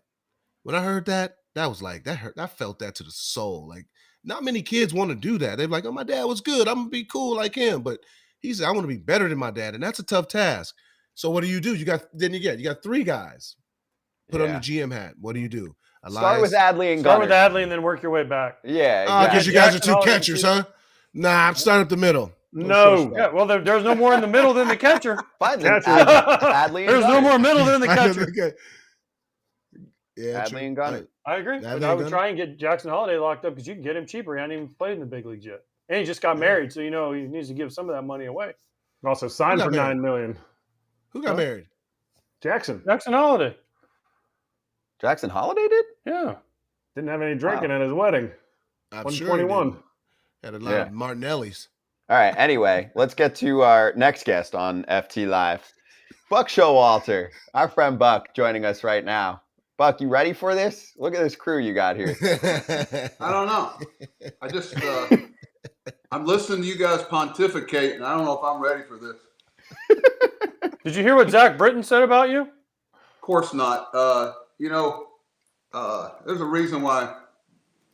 Anyway, I'm going to leave that one alone. No, Zach's good people. What did he say?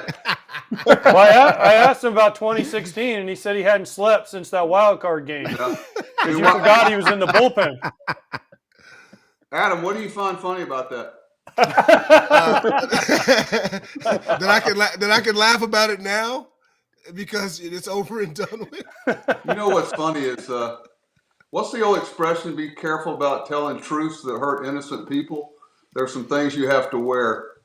If you look up manager, underneath the definition, it'll say you have to wear it. Even though it may not be fair, you wear it. So you wear it. Why? How you guys doing today? Great.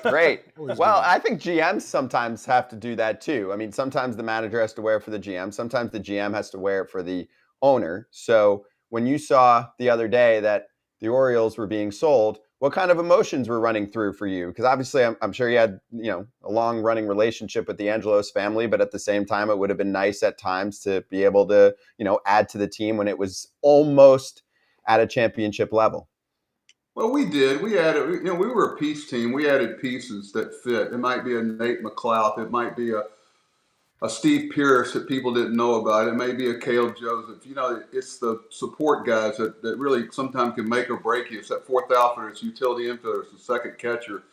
It's the depth. One of the biggest moves we made in Baltimore is when we talked Peter and Angelos into paying more money for 6-year free agents down in AAA for our depth because, back then I think we had a cap of like $10,000 a month and the Yankees were paying them $20,000 a month and we couldn't compete.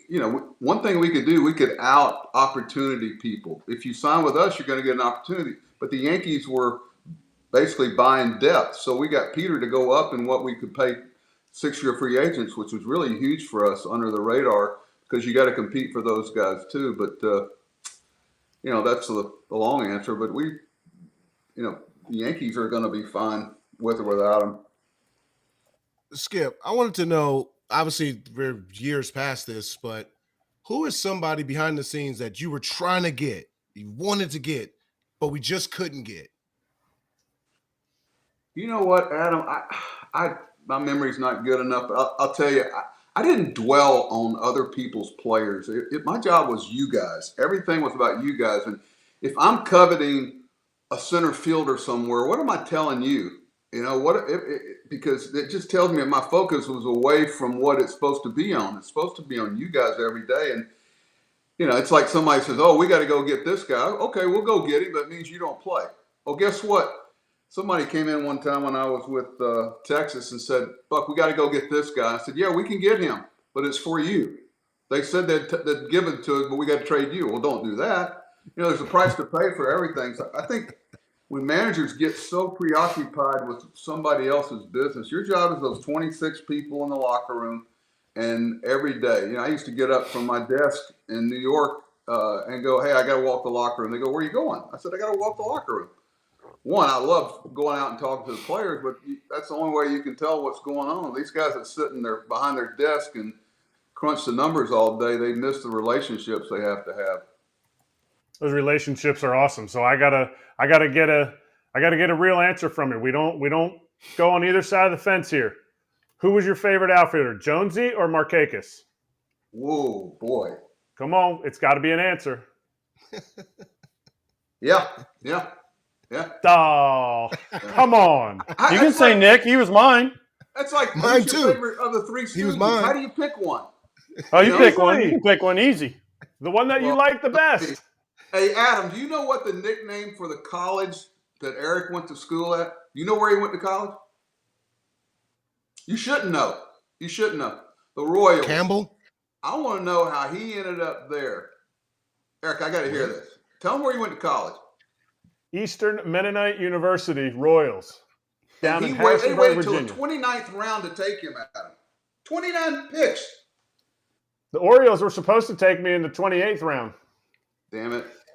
Are those the Mennonites that are down in Sarasota during spring training? Those are the Amish people. Those are the Amish people you see, yeah. Great cooking. I just want to know the scout Fantastic. that scouted that. This guy caught every pitch. It's a great story. Look it up. What else? He also hit 9th on his high school team. He's shown us the box scores like 100 times out of 200 shows. Let me tell you something. They want to know why we were able to win a few games in Baltimore. It was Adam. It was Nick. Those guys, there was such just a standard they held to, and they played the game every day, played it right. It's funny how people get penalized now for playing too much. First thing I look at in the column is games played. Do you post up? And these guys posted up, man. They're hard to find nowadays. I love when those guys come in about their load management. That's we had the guy that hit a triple and 2 doubles, and they came in and said he probably needs a day off because he ran too much around the bases. So what do you mean tell him? Don't get any hits so you can play the next day? I didn't quite understand that one. Okay, I said, okay, you go out there and tell Brandon Nimmo that he's not playing today because he did too well last night. Yeah. All right. So I want to ask that leads to a follow-up. How much now in managing is you setting the lineup, you deciding what's happening versus the stories you hear of the front office coming to you every day and handing you a piece of paper like this and saying, Buck, here's the lineup. You're going to play it. And you're like, fuck you. I've been doing this for 50 years.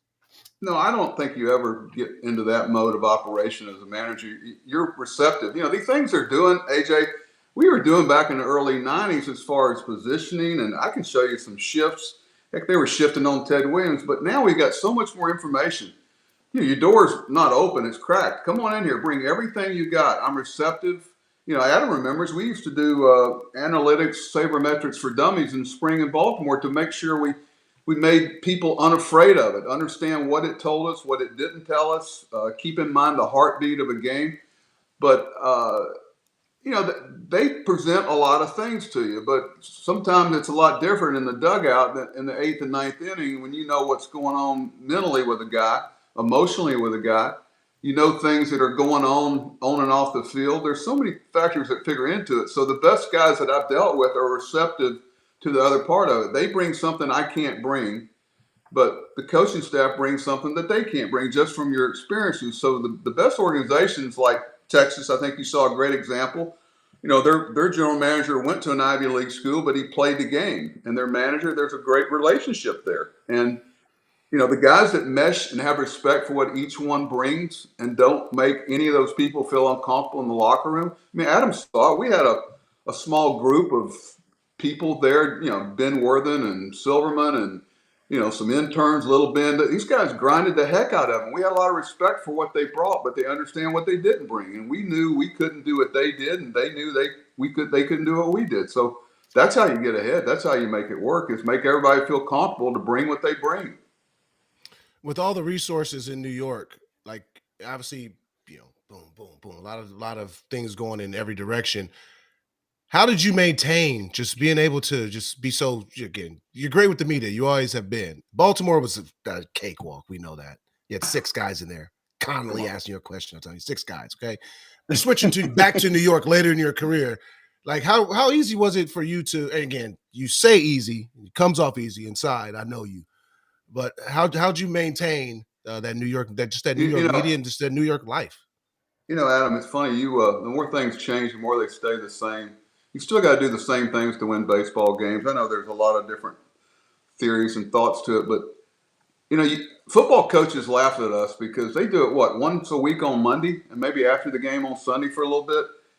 Some of the football coaches I've got to know, John Harbaugh and the guys, they laugh at us. We do it twice a day for almost 7 months, 7 days a week, basically.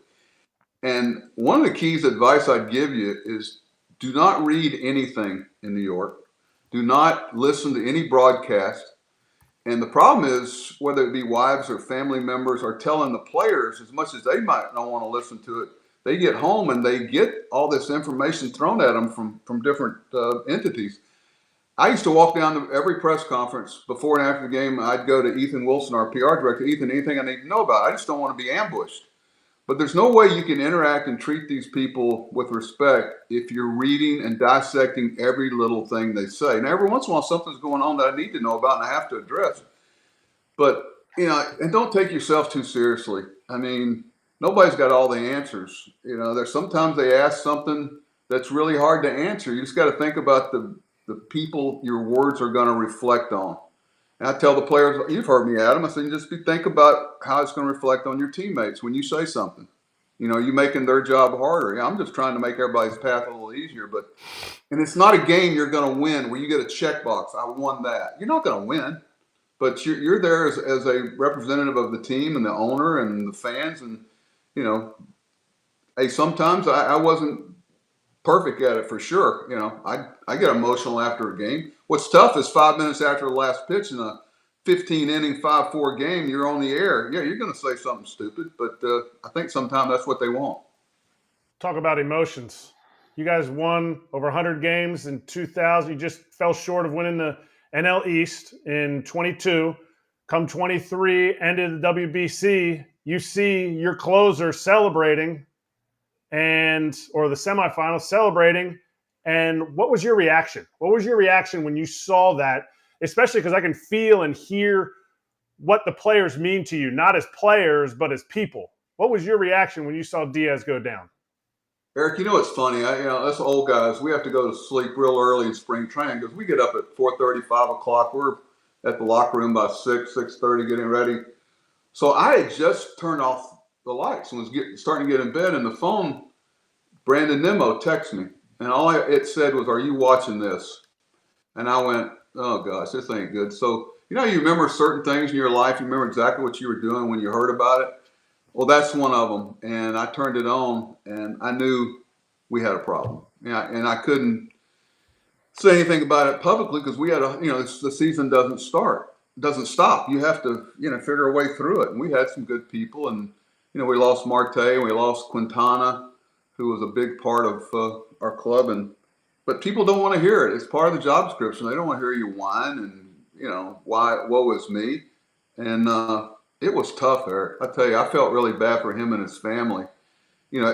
For a while there, we didn't think he was going to participate, and then all of a sudden he was. And I just hope he comes back and pitches well for them this year. He's a good man. Buck, what's your plans? What's next? What do you think? Do you have any? Well, you know what my vote is always for. I mean, to be on with me every day and kick AJ out of his seat. No, but I love you as a broadcaster, but I know, managerial openings happen as well. I'll tell you this, Scott. I have a little problem today. It's these people coveting other people's jobs that they already have. I just grew up with a certain code.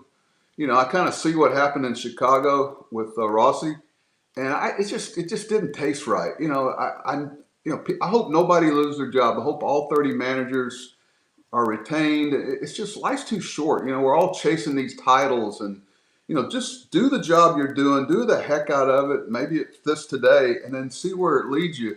And where it does, it's an honor to be in baseball, and you should never lose sight of that. I came from a little bitty public school in Northwest Florida, and the things I've been allowed to do, I'm at peace with it, and I hope. But if something comes my way and it's ethically done right, I just, I hear these people talking about jobs. I mean, gosh, the NFL and college football, the way these coaches move around, and then they expect the players to be any different. Come on. Mm-hmm. So I don't know. I love the fact that Wash is getting another opportunity. I can't believe that it took this long. If you think about it, there's, Bruce and some of the guys around, and I love some of the young managers. I love Carlos Mendoza's, the path that he has followed to get an opportunity. That's the way it should be done. Some of the guys' path, they want to go from A to Z and not experience some of the things that you need to experience before you get in these situations. But Carlos has followed a good path. I hope he does well. I love their coaching staff. Okay, that's good. But last year we kind of hit on it with Diaz going down. What was it like for you personally, though? Because you guys went into the year, you had Scherzer, you had Verlander. I mean, you guys had a pretty – obviously Quintana went down, but, you brought in Senga. You had a pretty good lineup, and then everything kind of fell apart. What's it like? I want to know what it's like for a manager, because we get it from the press a little bit, and you're always stoic when you're up there. Even today you're kind of like, well, you just deal with it. But inside, it's got to kill you, right? I mean, if I was the manager, it would kill me. I'm like, man, Verlander gone, Scherzer gone, Quintana down, this guy hurt, Diaz out. It's like, gosh, inside it's got to. So what does it feel like as a manager? And then how do you keep it together when you're answering these questions?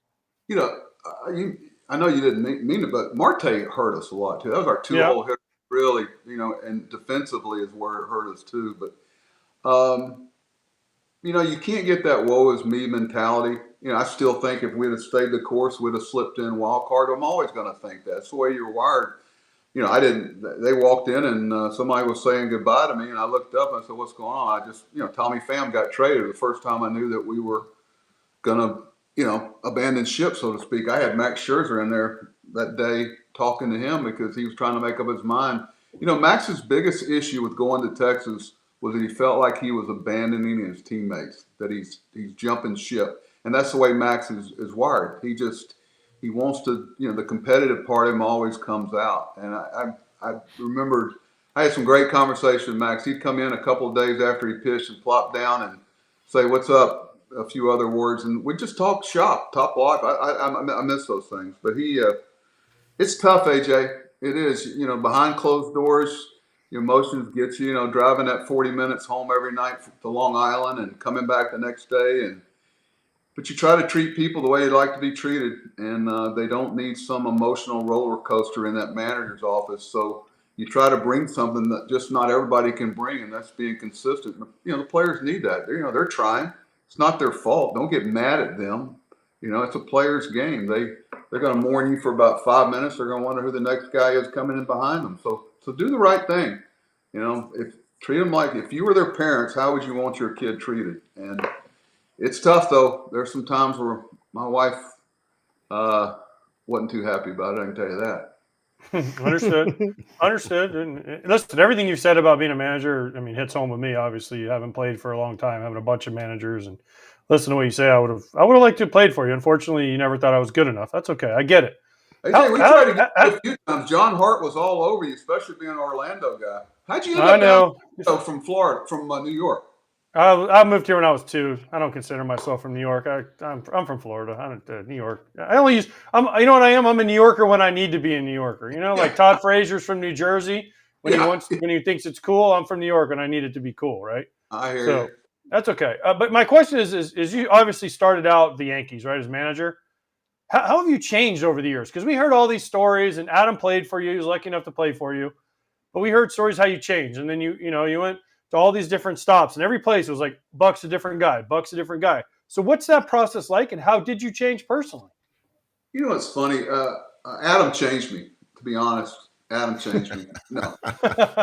He certainly helped. What's funny is what you try to do, the game's so much bigger than you, and I've always been able to look at it through realistic eyes, is you bring what each spot needs. Like in New York, I knew what I was there 19 years. I knew what Mr. Steinbrenner wanted. Nothing about the job surprised me. I'd seen everything he had done. I had a 1-year contract making $175,000 managing the Yankees, and I ran with it. And you go to Arizona, there's a whole different dynamic there. You go to Texas, there's a whole different dynamic. Baltimore was a completely different dynamic, and you try to bring what the players need. You're there to serve their needs. So I don't know if it's changed as much, AJ, as it was. Each place had a different need that I needed to serve. I know with Adam and Nick and Wieters and J.J. Hardy, some things you get out of the way and you trust them. Sometimes the best coaching and managing you do is the coaching and managing you don't do. You give them a funnel of, guidelines, so to speak, and you always ask their opinion. What do you think about this? I always welcome, Adam knows this, the word why. Why are we doing this? How does this help us win a game? And if you're not willing to answer those questions, the players have something at stake too. And they're trying to do something individually to get ahead, for their families, but they're also trying to play within the context of a team sport. That's the juggle for the players and the manager, because the team's got to do well, but the players have to do well individually. For them to understand that by the team doing well, we're all successful. That's a hard buy-in, but you get people like Steve Pierce and Nate McLeod and people that are like Adam and people that are like Markakis. And then Manny comes in, and we brought him in early because we knew he was going to be playing right next to J.J. Hardy. We brought in John Scope early because we knew he was going to be next to J.J. and Adam and Nick. And, we had the core people there that showed them the path that allowed me to manage a game knowing, hey, if you got any questions, just watch Adam and Nick. That's how you play the game. Hey, True. That's pretty Buck, deep. I'm going to ask you a couple Mets situations from last year. Why was Max picked on for sticky stuff, and why did Pete Alonso throw Mason Wynn's first hit baseball away? So you feel like this is really important that you asked me this, right? Well, because I didn't have you on during the season, and we're talking ourselves. Oh, here we go. Friend of All the right, show. One's for hey, fun. Let me tell you something. Pete is so locked in concentration-wise. He's not thinking twice about it. He's thinking about his next at bat. He's thinking about pitch sequence. He schizoed out for just a second. And then as soon as it left his hand, he knew what he had done. I wanted to scream, hey, all you guys lighten up. Pete's as good a human being as you're ever going to be around. He's a good husband. He's going to be a good father. And that one I was like, really? We got nothing else to talk about? I mean, the guy just had a moment. He was in such a, you guys know you're concentrating so hard, you're oblivious to anything else going on in the world. What was the other one? Well, that was dog days, so we really didn't have anything else going on, and we were on Pete's side. Wait, one quick follow-up on Pete. No, what was the first one you asked me? You asked me too. The first one was, I think if I could pick a moment to be around you last year, it would have been 2 days after we had Scherzer on the show bitching about how there's no real rules with the sticky stuff and it's a disaster. And then, of course, his next start, he goes up there and they pick on him and he's booted, and he voiced his opinion. So did you. I would have loved to be in your office right after the game, after this bullshit happened. So how was that, and what was the conversation like, and what do you think now? Phil Cuzzy, of course. Okay. I wish you could have been there so I'd have somebody to share in it, but I'll take it to my grave. But, believe me, I'll take Max's side on this every time. Here's what I want to do. I want to play a game this year where all hitters cannot use batting gloves or pine tar or rosin and go hit. Okay, I'm one of those guys. Everybody's got opinions, but okay, what are you going to do about it? What's your motive? Like, what's your solution? The solution is putting a universal pitching rag behind the mound. Where everybody's got the same stuff. They agree on it, whether it's the pitchers and hitter. Everybody's in a room. You agree this is what's going to be used, nothing else. And you don't have guys trying to do different stuff. The problem is the baseball. I mean, you try to grip the baseball in April and May, and the wind's blowing. It's 42 degrees. It's slick. We got hit by more pitches than anybody, but I can't tell you. I'd say 99% of them were unintentional. These guys are chasing velocity, so they're always, the command is an issue. And I remember Max a few times saying, "I really like to go in there, but I don't trust being able to hold the ball well enough. I might hit a guy in the head." I've heard him say that. I've had multiple pitchers say that they're afraid to throw the ball, in a lot because of their lack of command in the ball because they can't grip it. A lot of these rules, people that have actually been in the game and have pitched don't understand how challenging it is. I mean, Erik, catchers used to do a lot of it. Don't dare check the catcher's mitt or his shin guard or some of the stuff. They're trying to do something just to grip the baseball. Okay, I'm done. I like it. The worst part was we had Max on like a day. We had Max on like the day before that happened, and he said someone's going to get in trouble for rosin. And then literally, I think it was 48 hours later, that whole thing came up, and we're like, there is no way this happened. Like, he literally said somebody's going to get in trouble because the rosin. He's like, I can make the rosin super sticky.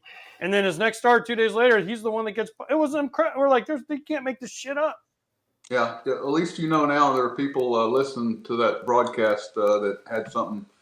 What's the expression? I'm not paranoid, I'm alert. When you hit that many of our guys, it made me wonder. It's like last year just wasn't our year. Between that and what have you, sometimes the baseball gods just say, not now. They'll let you up. You just got to stay true to it. But, Max, I love the guy. I got to tell you, he's one of my favorites. The guy, he's accountable. He's a good teammate. He's on every day. You don't ever have to say, "Hey, is Max in a bad mood today?" I saw him come bounding through the locker room at noon the day after he pitched with his kids, going out on the field and playing with them. He's a good father, good husband, and he's funny as hell. He doesn't take himself too seriously. I still text him sometime and share a funny note, but I'm really glad he passed my way. He was special. Hey, Buck, why didn't you let Vogelbach steal a base this year after your acting debut on the commercial? I mean, once you guys are out of it, you should have been like, "Hey, green light, bro. Let's just get you one." I kept saying, I don't have anybody on a red light.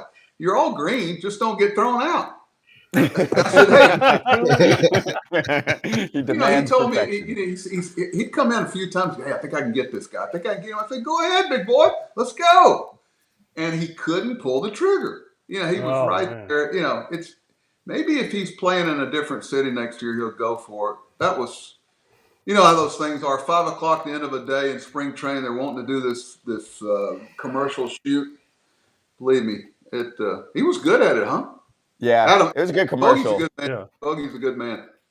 You guys got something, you two. That was a good little acting combination. I enjoyed it. First time you watched that commercial, that's a good laugh right there. I like that. We need more of that. I have a question on Pete Alonso. Why isn't he locked up to one of those long-ass deals? I mean, in my opinion, I grew up in the area. I've seen so many guys go to New York, go to Queens specifically, and look like one player and then look like another once they get to New York and they crumble. Pete's obviously not that guy. So it sounds like he should be there for at least another 5 to 7 years, no?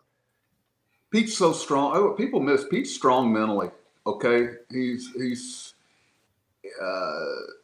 But I tell you what he can do. He can collide with a baseball. He has collisions. It's fun to watch. He's just country strong, and he posts every day.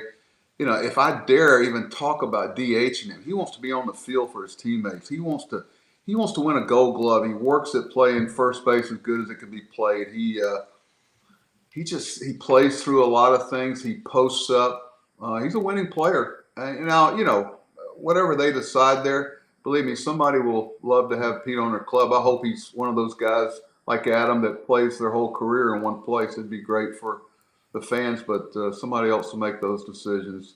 And wait, he's gonna be able to pay the bills. Okay.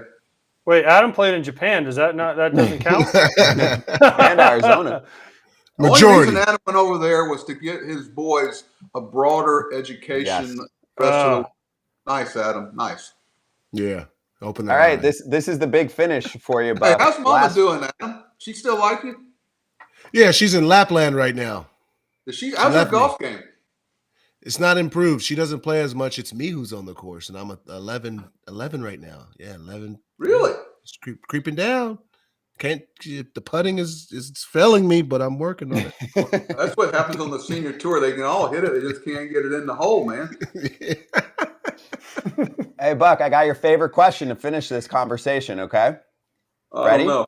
Do I have a choice? You're going to like it. Yeah. Well, you do have a choice because you can go anywhere you want to go, okay? You're commissioner of baseball for a day. What are you doing? Oh, gosh. Literally anything. It could be business. It could be rules. It could be anything. I wish you'd asked me early. I could come up with a really profound answer, but even just one little thing, though. I tell you, the one thing I do is I would have somebody in quality control that fixes the safety, where we have uniform hitting backgrounds, we have uniform padding on the fences, we have standards in the locker room and in the dugout and in the batting cages and in the bullpens, where everybody, like, you go to Tampa, there's not a bathroom in the visiting bullpen. You go to some of these places, everybody loves Fenway Park. Well, they haven't dressed in those lockers and tried to shower in those showers. So, like Old Shea Stadium, you used to wear shower boots, not shower shoes, to get through all the slop. I mean, I just wish there'd be a quality control where every ballpark has minimum standards. Oh, that's this poor team, and I mean this team that the ballpark's old. Well, just spend the money and fix it. It can be fixed. And I think minimum safety requirements in spring training. Adam knew he didn't have a pair of gray pants. There are certain places I wouldn't take those guys to because of the safety factor. I don't know what that's telling the guys that I did take over there, but I just think minimum standards for safety. Like, how does Houston get away without padding that left field scoreboard? I mean, it's got rivets. How does that allowed to happen in Fenway Park where it's not padded out there? I mean, first of all, quite frankly, the players' union should jump in front of that. They want to make a priority. It should be the safety of the players. Okay, that's my rant for the day. I like that. The ballpark, the dugout, the cage, everything should have minimum standards, and somebody should go around and check it and if you're not doing it, somebody's got to pony up and fix it. Nailed it. Hey, Aaron Judge missed half the year last year for something. Think about it. Well, our most precious been commodities are running around the field, and we don't even. How about some uniformity with fence heights? You know that Adam knows this. Warning tracks are different widths. They're called a warning track for a reason, but some warning tracks are 3-step warning tracks, some are 2. We used to challenge our guys, go check out the warning track so you know how many steps are under it. All right, last one before I go. I got a great tip over in Korea, and we did it out in Arizona. They had a warning track that was cinder, and then the last step was grass again. So in other words, you're running back, you feel grass, then you feel cinder, and then when you feel grass again, you know you got one step and a jump. And we put that in Arizona, and we had more great catches at the fence with Steve Finley and Louis Gonzalez, and the other team used to get gator arms because they thought they were right on the fence. We had to take it out, though, because we couldn't get the sunlight and the sod to take consistently. And there's some trivia for you. Interesting. I got a question that many people want to know. I got to stand up, though. How did you get the guy to put the little pocket in your pants here where you would run out to the mound and you'd always have your 2 fingers in the pocket? Okay, you want to get hear the gun, story? though. Bang, bang. All right, so Yeah, it was like this. It was as he was running, he had 2 fingers like that. if you look back when the Billy Martin, Clete Boyer days, when they all smoked, Frank Howard, they had an edict come down. They used to have the cigarette pocket underneath their sleeve right here, and then they had a cigarette pocket here to put your cigarettes in, and the league clamped down on it. So Billy put a cigarette pocket in the front of his pants. Okay, and the pattern for all coaches' pants with the Yankees for years had that pocket there. So through the years, the pattern they made the same pattern every year. I don't know why I didn't have both of them, but it started out as a cigarette pocket back in the late 70s. And back then they used to hand uniforms down. In other words, the AAA club got the last year's uniforms, and the AAA club was handing down the AA, single A. So you ended up with everybody's uniform in the neck. You'd see their name in it, and hey, yeah, I wore, Cliff Johnson or Bob Watson's uniform this year or whatever. But it was a pattern that they never stopped making. I can get you some if you need it. No, I'm good on the pants. I just always wondered how he. Yeah, you're a high school baseball coach. After you left the Yankees, you still did it, so you had to order them special. Custom. Well, yeah, it wasn't like I was getting fitted for a uniform. They showed up in my locker. I put them on, was glad to get them. I never asked for it. They just continue with the pattern. Yeah, I like that. What would you have done if you didn't have the? You wouldn't have known what if you. It's baseball. You'd have been like Ricky Bobby. I don't know what to do with my hands. No, I would have put them in my back pocket. Oh, okay, got it. Hey, it's funny, AJ. A story made me feel good. Sparky Anderson, when I first was managing, I asked him one day behind there. He got mad at me about something. He came over and apologized. Oh, we stole a base, had 5 runs in the 5th inning. He got mad and was screaming at me. But he came over to apologize. I said, Sparky, do you get nervous anymore? Do you ever get nervous? He goes, young man, I got a clubhouse guy that's been with me for years. He said he gives me half a cup of coffee before the game and half a cup of coffee after. He says, you know why he gives me half a cup of coffee? He says, because my hand, I'll shake out the top half of it. And that's why you always see me with my hands in my pockets, in my back pocket. I don't want anybody to see my hands shake. So maybe that's what it is. I just wanted to know, is Miss Angela ready for you to get the hell out the house? I know that this is normal for her, for you to be loading up and going somewhere. It's funny, Adam. It's like about the first week in February, she goes, don't you have someplace to go? Really? Can you go? You know how you stay married for 40 years? Let me tell you, 40 years is you go somewhere. Just go. And she does the same thing, but, I'll find some place to make a trip. I tell you, traveling commercially now is such a challenge. You want to get down on society, go walk around the airports for a couple of weeks. Oh, my God. And also, how's the grandchildren? You got a private jet money?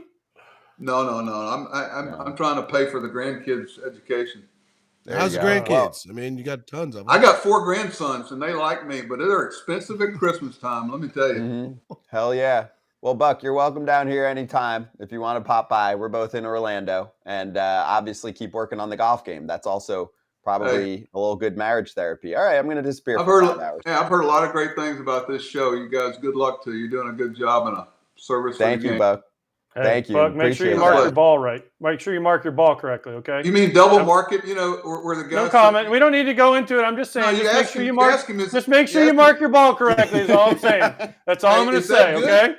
You know what I told that guy? It will be if you mark it 3 more times. Exactly. It's good now. Pick it up. You marked it. Thank you, Buck. Obviously, welcome back anytime. All right, we'll talk to you soon. God bless you guys. Thanks for having me. See you, Adam. Tell everybody hello and your family. Absolutely. Thank you, Buck. Cheers. Appreciate you. That was awesome. Great to have Buck on. Buck should be. We should have a CEO and a commissioner of baseball, someone who oversees like rules and all that stuff, who knows the game like that. So that's my vote. Hey, all right. So lastly, before we get to Slap, there's been a lot of activity in Vegas today, and a lot of our fans have been asking for us to talk about it. So A Nevada teachers union through a political action committee has sued the state and the governor to block the bill that gives the A's $380 million in stadium funding, because we all know John Fisher needs it to pay for his stadium. And then we had all the drama with the Las Vegas mayor. Carolyn Goodman applauds the city's rise as a sports destination, with one exception, the Oakland A's. This is the front office sports clip here. She told front office sports, and you can listen to the clip, that she believes the team's plans at the Tropicana site don't make sense and that the team ought to stay in Oakland. Now, there was a statement since then, as you can see on the screen. If you're listening on the pod, you'll have to tune in at some point. I can read it. It's quick. She said, "I want to be clear that I'm excited about the prospect of MLB in Vegas, and it very well may be that the Las Vegas A's will become a reality that we will welcome to our city." On Feb 5, 2024, which was yesterday, I was interviewed for the Front Office Sports Pod. It was one of many interviews about the rise of Major League Sports in Vegas. Now, this weekend's Super Bowl is a milestone in my and former Mayor Oscar Goodman's pursuit of sports teams for Vegas. We discussed several topics, including the A's, for about 7 minutes, and I mentioned the passionate fans of Oakland who often visit our city to cheer on the Raiders. My points included that it is my belief that in their perfect world, the ownership of the A's would like to have a new ballpark on the water in Oakland, and that the ownership and government there should listen to their great fans and try to make that dream come true. Should that fail, Vegas has shown that it is a spectacular market for Major League Sports franchises. Actually, I agree with that statement. Who told her to change? Somebody got in her ear and was like, Jerry DePoto. Somebody got in her ear and was like, listen, you need to change his statement now. Yes, politics is a dirty game. Although she didn't really retract. She just said, hey, Oakland should have their team and Vegas should get a new expansion team. And she should have put P.S. John Fisher smells. But by the way, the best part is she's talking about where they're putting the stadium isn't even in her jurisdiction. Right. Well, that's why she can comment freely on it, I guess. It's your idea. She's like, this is what we should do. But no, just kidding. I love her, okay? She's my new fave. Okay, I'm serious. I love her. She spoke her mind. She's like, let's until be real she did here. it.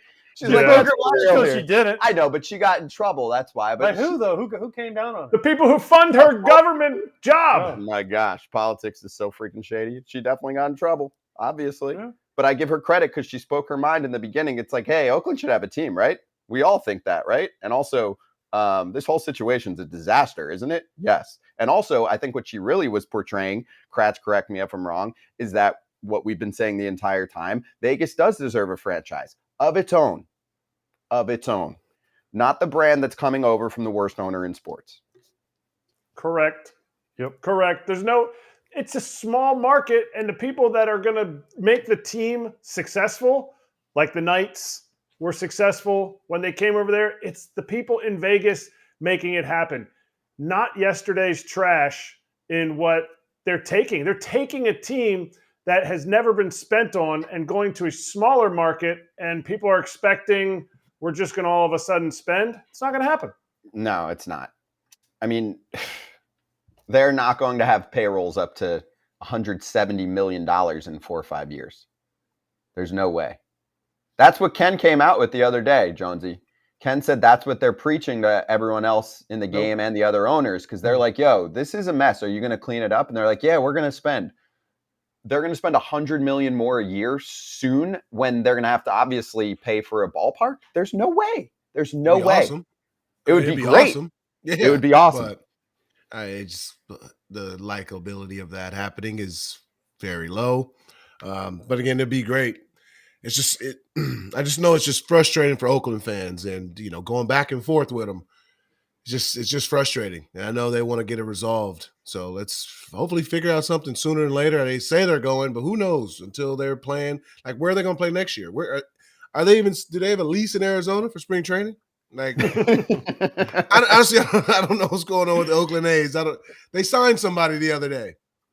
Well, they signed Alex Wood. And traded for Stripling. They traded for Ross Stripling. And on that note, let's get to our BetMGM odds for the Oakland A's this coming season, because last year they were 50,000 plus 50,000. So if you put down $100, you win $50,000. Yeah, by midseason, it was obviously obvious that the A's were not going to shock the world, so it went to plus 100,000.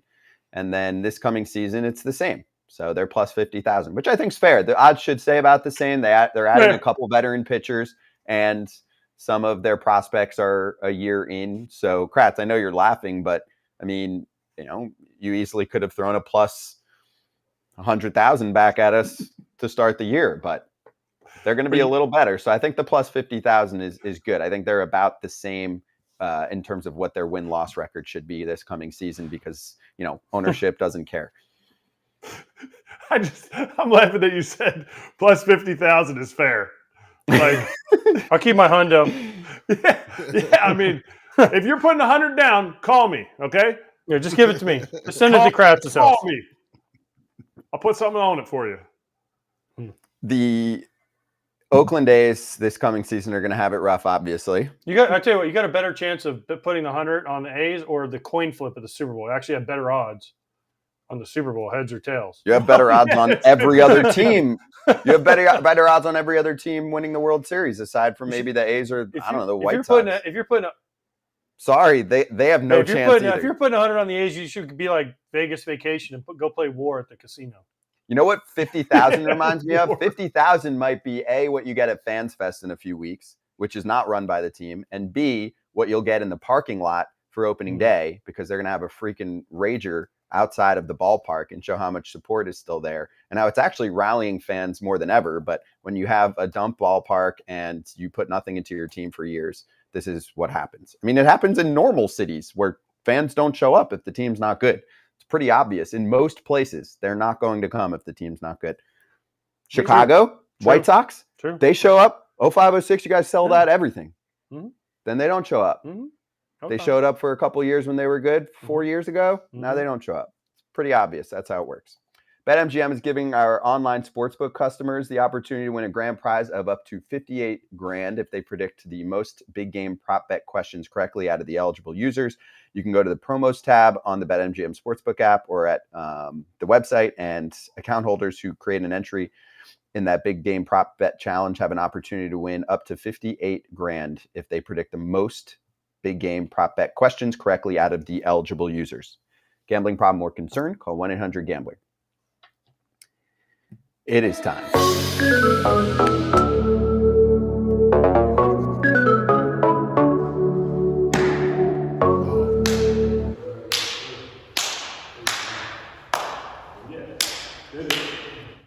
All right, Kratz hats, run it. I don't know how you can top yesterday. I mean, yesterday was just a classic, but since they announced the new BP hats, I figured this was for all my Oriole guests today, including our lovely guest host, AJ10. The old BP hat, the old spring training hat from the 14 Royals. Appreciate you guys.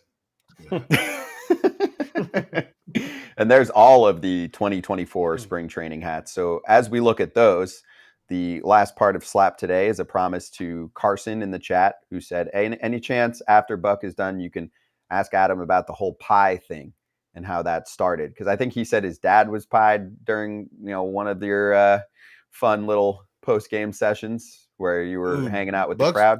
Buck's dad or the kid's dad?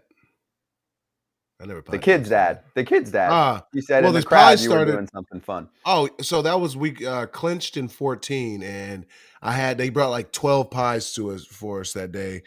And I would go around and I'd hit people with them, whoever wanted it. And I remember though, I got down to the last pie, and it was a pecan pie. And the guy was like, "Yeah." I'm like, "Bro, no." He's like, "Nope. Do it. You ain't got to tell me twice. I'm excited as well as you." I put that pecan pie and twisted it on that man's face. That man looked like a salmon. So it was hilarious. Joe Carter makes the best pecan pie on earth, just saying. Oh, really? I love pecan pie. Yeah. I'm not a big fan of it, but I'll eat some. I'm not either until I had Joe Carter's. Okay. Is that a real story? Which one? Joe Carter? Joe Carter thing? Yeah, he just got one. I got one. Paid $100 for it. I got one. What are you talking about? He's got like a shipping company? He makes them. He makes them if you know him. Homemade. Special. So good. Him and his brother Fred. Oh my gosh, it's like. Oh man. I feel like they can't ship them to Europe though. Well, he's from the backwoods. That's what you do down in the backwoods. I need one. Yeah. Wednesday FT Live. Max Muncy is probably joining us. David Stearns president of the Mets, joining us, and Quentin Berry is going to join us, Jonesy's boy. We've been looking forward to getting him on too. So, Jonesy, good stuff today, man. This was your day. Did you enjoy your day? Yeah, thank you, man. We got the Oriole day. But I got good technology now, so some people was like, "Dang, you look clear." I'm like, "Thank you." Dude, you look immaculate today. That's why people come on to see that beautiful face and Jimmy Rollins' beard. The hat, ftshop.com, the quality of that freaking shot today. Nah. Love you. You didn't hang those pictures up yourself. I know you did. I did it in that order too. Yeah.